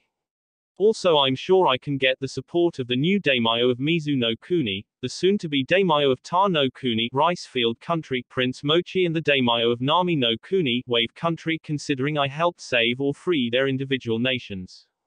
Not to mention I can be certain of having the support of my wives Lady Daimyo Kicho of Kaminari no Kuni, Lightning Country, Lady Daimyo Kuyuki of Haru, Yuki no Kuni, Spring, Snow Country, and Lady Daimyo Haruna of Na no Kuni, Vegetable Country, spoke Naruto. You're married to 3 daimyos, cried Koharu in shock. Yes, along with being engaged to High Priestess Shion of Oni no Kuni, Demon Country, who will no doubt support my claim as well, replied Naruto, further shocking the people on the council and saddening Hinata. So I'm sure you can easily image the level of political pressure I can bring down on the Fire Daimyo, where combined with the embargo, I would have the alliance place on High no Kuni and Konoha. It would be only a matter of time before he crumbles under the pressure, and has to agree to my demands, which would be to sever all funding, financial and economic support from Konoha, explained Naruto. At hearing this, the civilian council members began to get extremely worried, as they knew that if what Naruto said was true, then they, the civilian members, would be ruined, financially. The 3 shinobi elders also grew concerned, as they knew that this could do irreparable amount of damage to Konoha. And considering how things are going to turn against Konoha in the next few days, you can be certain that things are only going to get worse for you, spoke Naruto with an ever-growing smirk. What do you mean by that? Asked Danzo as he narrowed his eye. Well, quite simply, I've been writing a little book about myself, about my time in Konoha, when I was growing up, and I released out copies of it throughout the continent. I even gave out free advance copies to all the daimyos, feudal lords and influential men of every nation who you still do business with, along with every other nation in the continent. Within the next few weeks, every person in the continent will know what Konoha did to the son of their hero, the Yondaime Hokage, and my book is extremely detailed in how I was treated. Where it even names many of those who attacked me, spoke Naruto. We'll deny them as simple smearing tactics to ruining the reputation of Konoha, retorted Koharu, but quickly became worried when she saw Naruto smirk. I'm afraid they won't work, as with my book I will also supply the daimyos and the others with copies of these, said Naruto as he took out some folders from his coat and threw them at Tsunade. Where Tsunade quickly opened them and looked at Naruto in surprise. These are copies of your medical files. Where on earth did you get them? Correct, and in those files, they give detailed descriptions of all the injuries I suffered from my attacks in Konoha, and they can be proven to be legitimate by the stamps from Konoha Hospital. Hence you cannot deny the claims that are made in my book and in those files, as they prove what I said happened. As for how I got them, well, to put it simply, I got them when I visited Konoha earlier, answered Naruto. You stole them, cried council member Shin. I wouldn't say stolen, more like reclaimed, as those files are on me, so I have a right to have them if I want them, replied Naruto, although what he didn't say was that his bold nins took more than just his medical files. Once the books are fully released, Konoha's reputation will be in the mud and will be so bad that you be lucky to be hired to weed someone lawns. Not to mention once the embargo has been put into place and the Fire Daimyo has crumbled from the pressure that the other daimyos will put on him and agreed to my demands. Konoha's demise will be only a matter of time, as your village's financial and economic structure will soon collapse. With the recompenses that you will have to pay for the attack on me, along with the extremely limited mission requests that you will receive, once everyone knows the truth about Konoha actions towards me. As people tend to take things badly, when they hear things like children being beaten. Not to mention the cost of repairs to the village from the war, all adding up to a very high number, and even if you somehow get enough missions you won't have enough shinobis to take them and guard the village, said Naruto, with a sinister smirk, where he then turned to his left side to Zhuge Liang. Given the recompense of missions they have to give me, along with the cost of repairs to the village, the loss of missions Konoha will lose, after everyone hears how it villages and shinobis beats up a 12-year-old boy. Not to mention the loss of funding and financial support from the Fire Daimyo, how long do you think Konoha's economy will last before it collapses along with the village, sensei? Asked Naruto. Given everything, I would hazard to guess, 6 to 8 months at best, replied the famed sleeping dragon. 6 to 8 months, really? I would have thought the last half that long, said Naruto, feigning surprise, as he was enjoying seeing the looks of disbelief and anger on the people who had him banished 10 years ago. That's if the other smaller villages leave them alone for that long, as it's fairly certain that the other villages will attempt to attack Konoha in its weakened state, in the hope of becoming one of the 5 great shinobi nations, continued Zhuge Liang. At hearing this, the council's worries grew, as it was indeed highly possible that the smaller villages would attack, where given the current state. Their chances of fighting off another attack, even one from one of the smaller shinobi village, were not very good. You think that you can intimidate and threaten us into giving what you think is yours? Spoke Koharu angrily. I don't think I can, I know I can, replied Naruto. We won't let you, we will, spoke Ashikaga Shin. You what? Asked Naruto. Declare war on us, by all means go ahead, it would only be putting the final nail on Konoha's coffin. As of right now, your surviving forces that are still able to fight are at what? 10–15%, while the rest are in the hospital too injured or exhausted to put up any kind of fight. You wouldn't last an hour against our forces, and even if you do attack, any action that we will take against you will be justified. As we'll have the public support of the other nations, for as far they'll see, will be our ungrateful village attacking the village that helped save them, all because of their bigotry grudge against me, said Naruto with a slight chuckle before he continued on. Not to mention, if you did attack me you wouldn't be just fighting New Kumo, you would also have to fight every other shinobi village in the Heavenly Alliance or allied to it.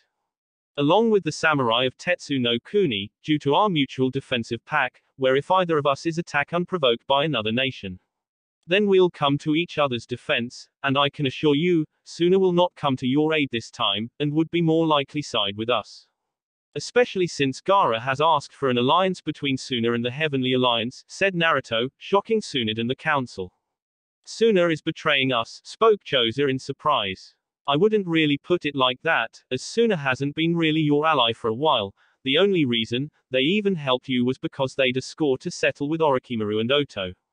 They have no real obligation to you, and they see the value of allying themselves with us, replied a smirking Naruto. Oh, and before anyone here think it might be a bright idea to arrange a little accident for me when on my way back to New Kumo, let me remind you that this village will be most likely blamed for it.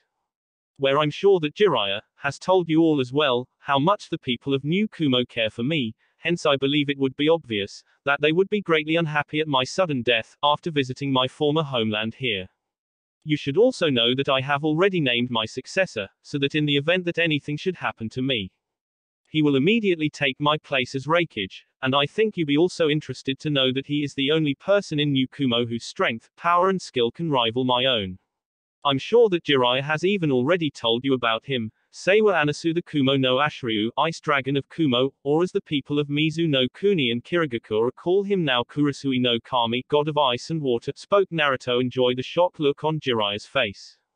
Seeing Jiraiya's face, Tsunade turned fully, to look at her former teammate. Jiraiya, you know something about him. Yay. He was the one who led the invasion of Mizu no Kuni and Kirigakura. He also single-handedly conquered the city-port of Seiryo, along with the Mizu no Kuni Western Fleet, numbering over 200 ships.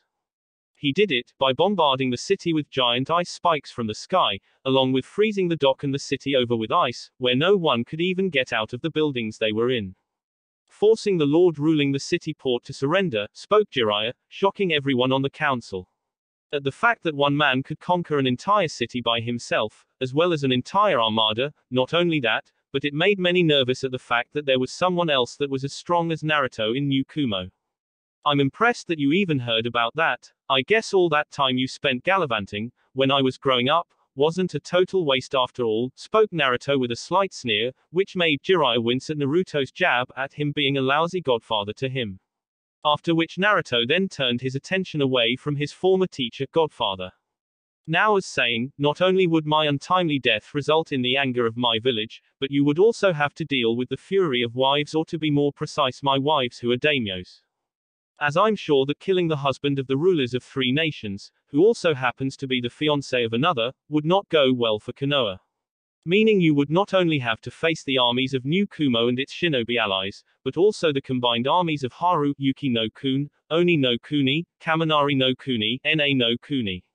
Thereby unleashing a wave of fury, anger and rage, of the likes Konoha has never seen before, and I can assure you, they would wipe Konoha off the map. This of course made Koharu and Danzo furious, as Naruto was basically rubbing it in their faces, that they couldn't touch him, without having all of the Heavenly Alliance, screaming out for their blood and leveling the entire village. Oh, and one more thing, said Naruto, as he turned to the two remaining civilian members on the council, if any of you think of trying the same kind of stunt that Hojo Akira tried, with the shinobis you have here. Believing that capturing me will keep the Alliance from attacking you and controlling it.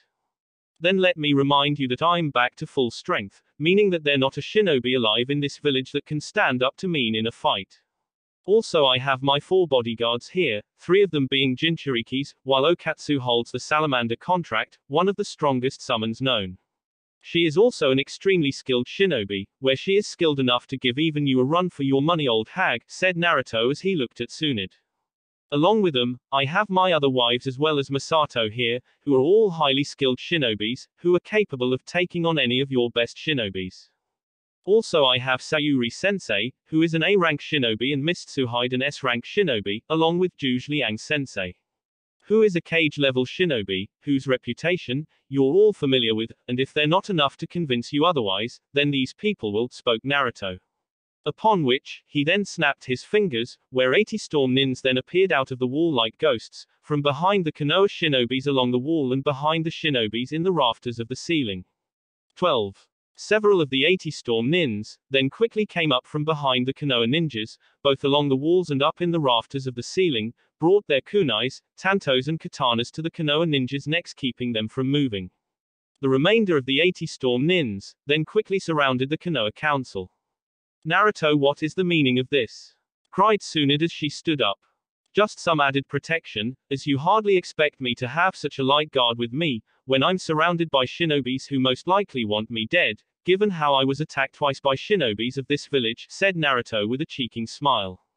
Oh, and I wouldn't try anything if any of you thinking of resisting, as these people around you are from my elite storm unit, meaning they're special trained to fight and take down elite shinobis like many of you here.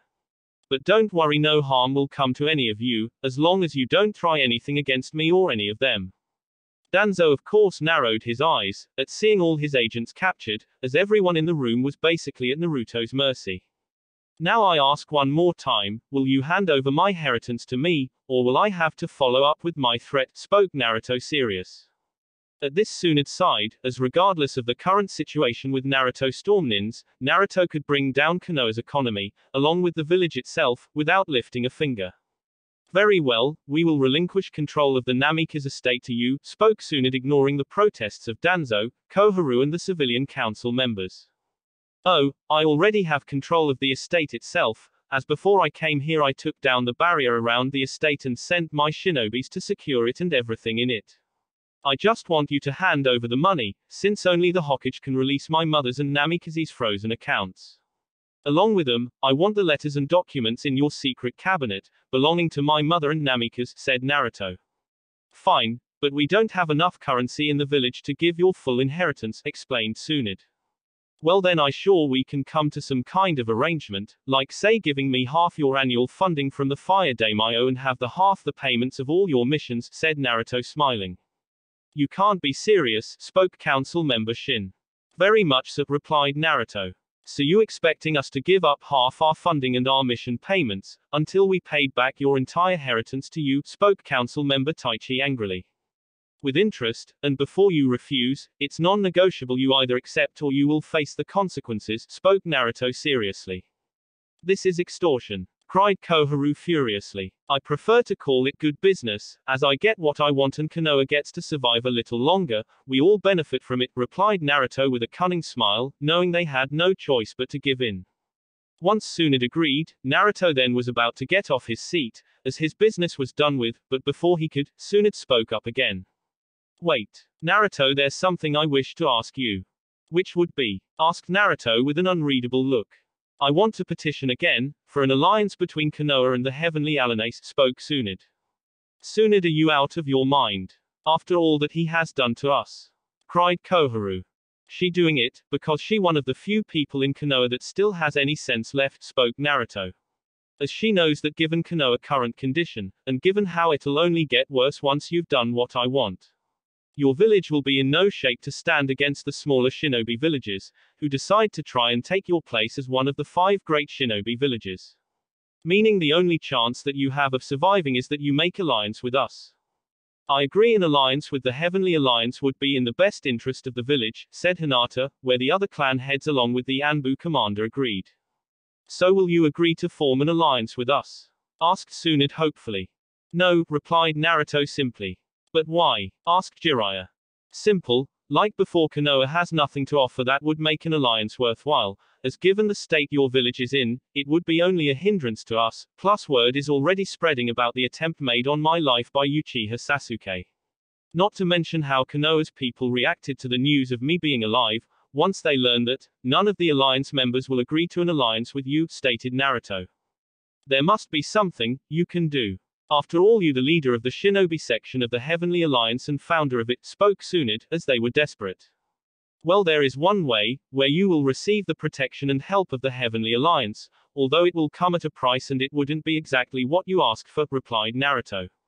What do you mean? Asked Tsunade. Konoha cannot become our ally, as neither I, nor the other members of the Alliance trust certain members in your government, spoke Naruto, as he narrowed his eyes at Danzo, Koharu and the 2 civilian council members, indicating that it was them that he did not trust, but instead Konoha will become a protectorate of the Heavenly Alliance. Never, roared Danzo, as for the first time in many years the old Warhawk had completely lost his clan-neutral facade. For the idea of Konoha being a protectorate of the Heavenly Alliance was sacrilege to him, as Konoha might as well surrender or be destroyed. As Konoha would have given up its pride and honor and become the laughing stock of the world, as it would be completely dependent of the Heavenly Alliance. Well then, if that is the case, then we'll leave, as that is the only offer I will make and the only chance you have, replied Naruto. Danzo, you will sit down and be silent, ordered Tsunade. No, I will not let you sell out Konoha pride and future, to this abomination, cried Danzo. Naruto of course remained calm to Danzo's insult, although he had to signal his men, around the council chamber to stand down, as several of them, looked ready to attack Danzo for his remark. He also had to do the same to his wives, as Yugito and some of the other girls, looked ready to spatter Danzo across the room. Oh, and in case you're wondering, in return for our protection, Konoha will have to supply shinobis to help protect the other alliance members, allies and protectorates, as well as help train and improve the strength of the shinobis of the smaller shinobi nations, but more importantly, you will have to hand over the following things on the list as a down payment for our protection, stated Naruto, where he took out a scroll from his coat and threw it to Tsunade, who caught it. When Tsunade opened the scroll, she read a long list of high-level jutsu that belonged to Konoha. Naruto, you can't seriously expect us to hand over all these jutsus to you? Asked Tsunade in disbelief. As to a shinobi village, jutsus were worth more than gold, jewels or money. I'm very serious, as that is the price of Konoha's safety, answered Naruto. Tsunade, you can't seriously be thinking of agreeing to his demands, they were outrageous and they would leave you even weaker than we are now, cried Danzo as she stared at the blonde Hokage with slight anger. Ignoring Danzo, Tsunade quickly turned to Naruto. Naruto, what you asking is unreasonable. No shinobi village has never become the protectorate of another shinobi village and we can't simple hand over so many high-level jutsus to you. First time for everything, old hag, replied Naruto, with a smirk, that infuriated Danzo and Koharu. As for the jutsus, well, it's up to you to decide, which is more important, your jutsus or your village. After much debating, Tsunade ordered a vote, to decide to among the council if they would agree to be a protectorate of the Heavenly Alliance. By the end of the vote it was decided, Danzo, Koharu and the civilians voted against the idea, and Sasuke's vote was automatically counted against the idea. Everyone else, including Homura, voted for the idea, as they saw it as the only chance Konoha had in surviving the coming years, until they regained their strength. Then it's agreed, Konoha will become a protectorate of the Heavenly Alliance, but we'll not hand over the jutsus until after the treaty is officially signed and we are under the Alliance protection, spoke Tsunade. Fair enough, replied Naruto, we'll come to the exact terms of the protection treaty in 2 months' time, during the alliance gathering in 2 months' time, of which I will send word to you about later on. But I want the documents of my parents' accounts and as well as much as my inheritance as you can by tomorrow. Also don't even think about altering them, as I remember how much was in the accounts, so if you alter them I will know, spoke Naruto, where he looked coldly at Danzo. As Naruto was getting up, a furious Koharu, of course, could not help but give Naruto a piece of her mind. You're enjoying shaming and humiliating us, aren't? Spat Koharu angrily, how can do this to Konoha?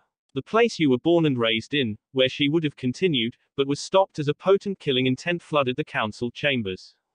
How could I? Snarled Naruto furiously, how could I not? For 12 years this cesspit of a village treated me like garbage, where I was beaten, abused, scorned, spat on and cursed, all because of what Namikaze did to me, to save your ungrateful asses. You should be grateful that I decided saved your hides when I did, as if I hadn't this village, along with everyone it would be dead and gone. You destroyed a third of our village, where the majority of our people are homeless and are living in tents, retorted Koharu. Better that than being dead, as I could have easily just waited, until this entire village was destroyed and Orochimaru and his allies were exhausted from battle. But I didn't, because I knew that there were still some good people here, that didn't deserve to die, people I care about, and who I still consider my friends, where they would have died had my forces and I had not appeared. It's that reason and that reason alone, that this village is not a burning ruin, filled with dead bodies, so I suggest you thank your blessings and leave it at that, as you won't be as lucky next time, said Naruto fiercely. Soon after Naruto's killing intent died down, after which he turned around and he and the others then started to walk towards the large double doors and out of the council chambers. But before the doors opened and before Naruto and Ko could leave, Nara Shikaku spoke up. Excuse me Raikage Denka, but before you leave, could you answer one question for me? At this, Naruto stopped and turned around to face Shikaku, and what would that be, Shikaku-san? Asked Naruto calmly. How long have you been planning this? Whatever do you mean, Shikaku-san? Asked Naruto with a ghost of a smile. TSK, don't toy with me, Raikage Denka, you know what I mean, spoke Shikaku. At this, Naruto could not help but smile, I should have known that Inara would figure it out, and to answer your question, since the kidnapping of Princess Sachi by Mizu no Kuni and Kirigakure. TSK, troublesome, I knew it, Shikamaru, was right about you, you're a troublesome blonde, spoke Shikaku. Shikaku, what are you talking about, and what do you mean by planning this? Asked Tsunade in confusion, as she didn't understand what they were talking about. Perhaps, you should tell them Shikaku-san, as it might soften the blow a bit, spoke Naruto, with a knowing smile. At this, Shikaku muttered, troublesome blonde, before he spoke, as a lot of you know back when the Raikage's forces attacked the hold, it had several purposes, the main purpose was to rescue Princess Sachi of Umi no Kuni. This was to allow New Kumo and the Heavenly Alliance to gain favor with Suki no Kuni and Umi no Kuni, and get them to join the Heavenly Alliance or at the very least, have them ally with the Alliance, allowing the Alliance to a strong influence in the Southern Sea trade. Obliviously it worked considering how things played out. Another objective was to release all the prisoners in the hold, and help the rebel factions rescue them. Thereby gaining the rebel factions' support, this would be vital, in the invasion of Mizu no Kuni and Kirigakure. Also the way his forces attacked the hold, so flashy, was not only to show off New Kumo's power and humiliate Mizu no Kuni and Kiri, but also to humiliate us by rescuing our own shinobis and to gain our attention, spoke Shikaku. But why would he want to gain our attention? Inoiki asked his old friend. I will get to that in a minute, as you see the Battle of Nami no Kuni was also linked to his plan.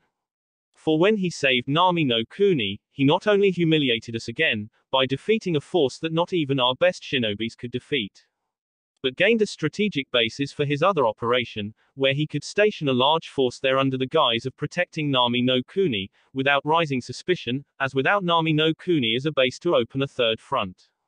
Along with gaining control of the large shipping industry, that the people of Nami no Kuni took control of, after the shipping magnate Gato was killed, giving the Heavenly Alliance significant control of the shipping and trading industry in the Central Elemental Sea. Kiri would then have to land their forces by ships, when the main attack on Konoha happened, allowing the Raikage's forces to surround both the Kiri armada and the retreating Kiri forces later on.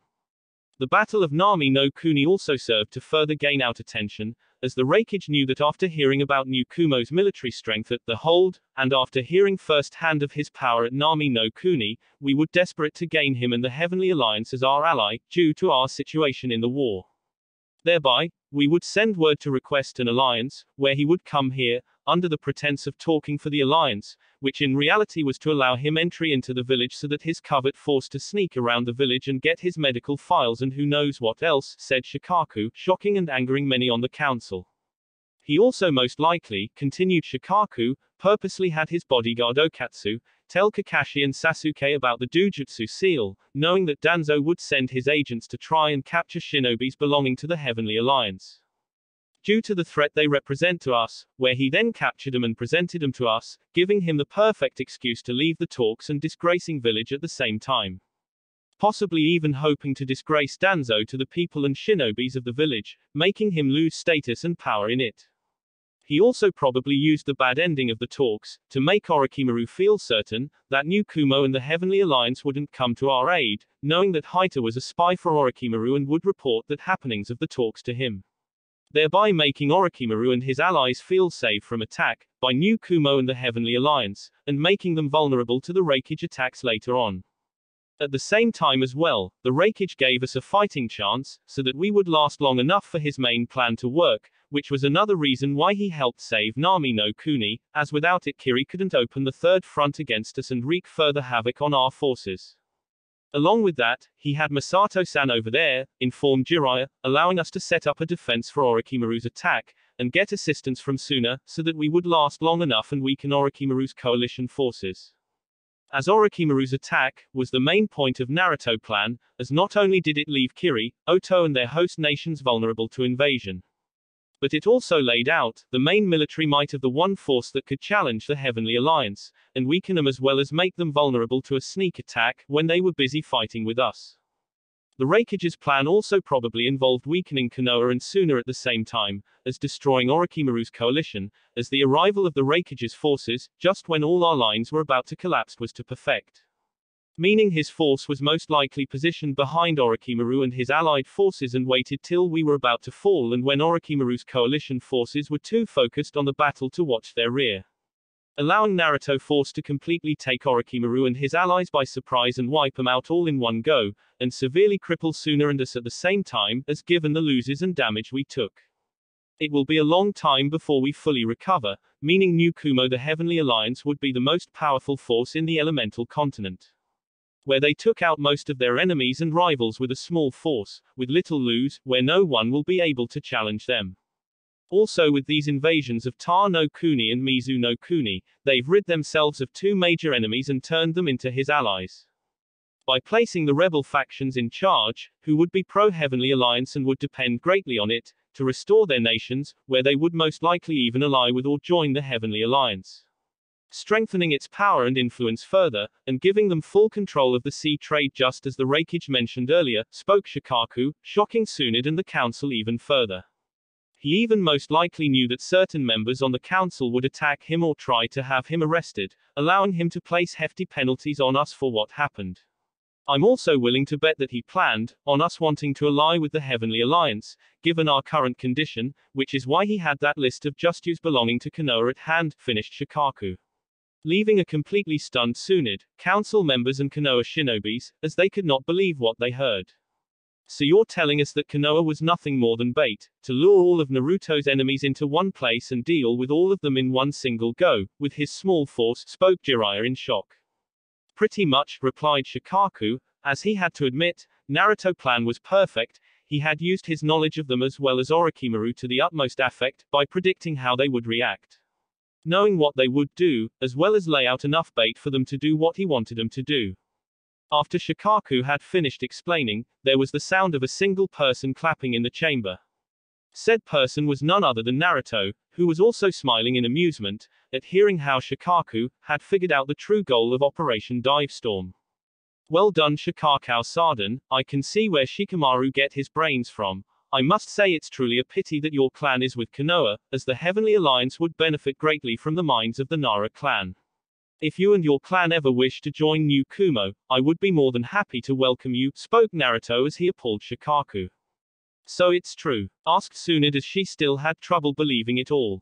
Most of it, although Shikaku was mistaken about a few things, answered Naruto. And what exactly did I get wrong? Asked Shikaku.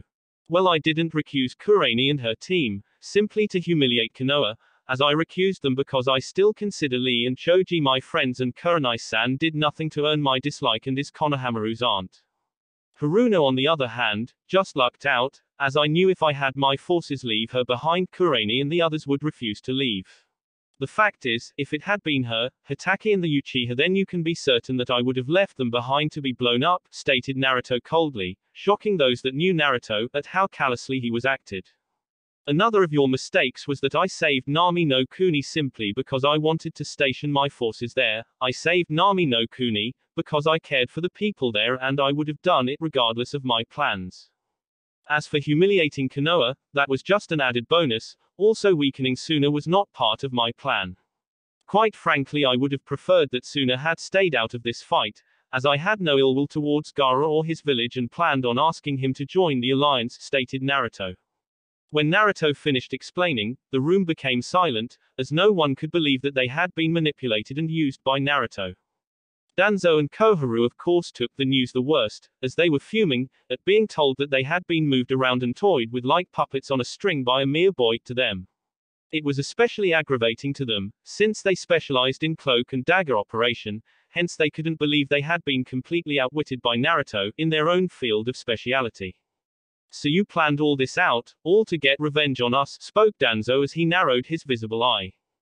Please, I told you before, I'm not like your Uchiha, I don't care for revenge, I did what I did to ensure that New Kumo and the Heavenly Alliance would become the strongest force in the elemental continent. Anything else that happened to Konoha was simply a bonus and I prefer to call it karma, as what goes around comes around and like the old saying karma is a bitch, said Naruto with a satisfied smirk and a cheeky salute.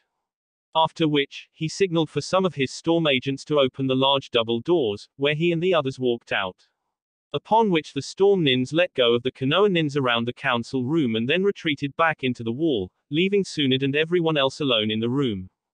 As Naruto and the others walked out of the council chambers, Yugito spoke up. You enjoyed that didn't you? She asked.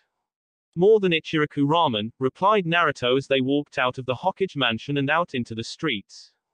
In the earlier hours of the next day, the majority of New Kumo forces left Konoha and headed back to New Kumo. The few remaining New Kumo shinobis that remained with Naruto and the others boarded the New Kumo airships in the crater that Naruto created outside the village using his Inazuma. Loaded on the airships were the Jutsu scrolls and other things from the Namikaze library along with items and things that belonged to Naruto's parents and decided were worth keeping. Before he left, Tsunade arrived with Jiraiya, Homura, Koharu and Danzo and 2 squads of Root and Anbu. There Tsunade handed Naruto a scroll full of all the money that Konoha could afford giving Naruto, along with the letters and documents that belonged to Naruto's parents, which were kept in the Hokage secret safe.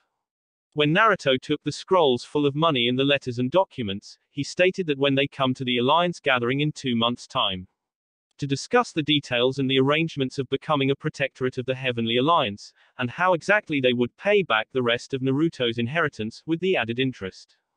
As the fleet of airships rose up into the air, and flew in the direction of Kaminari no Kuni and New Kumo, Tsunade stared solely at Naruto's command ship, right up until it and the other airships became dots in the morning sky. Goodbye Naruto, may we see each other again, and I'm sorry, thought Tsunade as she stared at the retreating dots in the sky, before she, Jiraiya the council elders and the guards, returned to Konoha. That will be it for this video. If you want more, comment down below, like, subscribe. And see you guys later.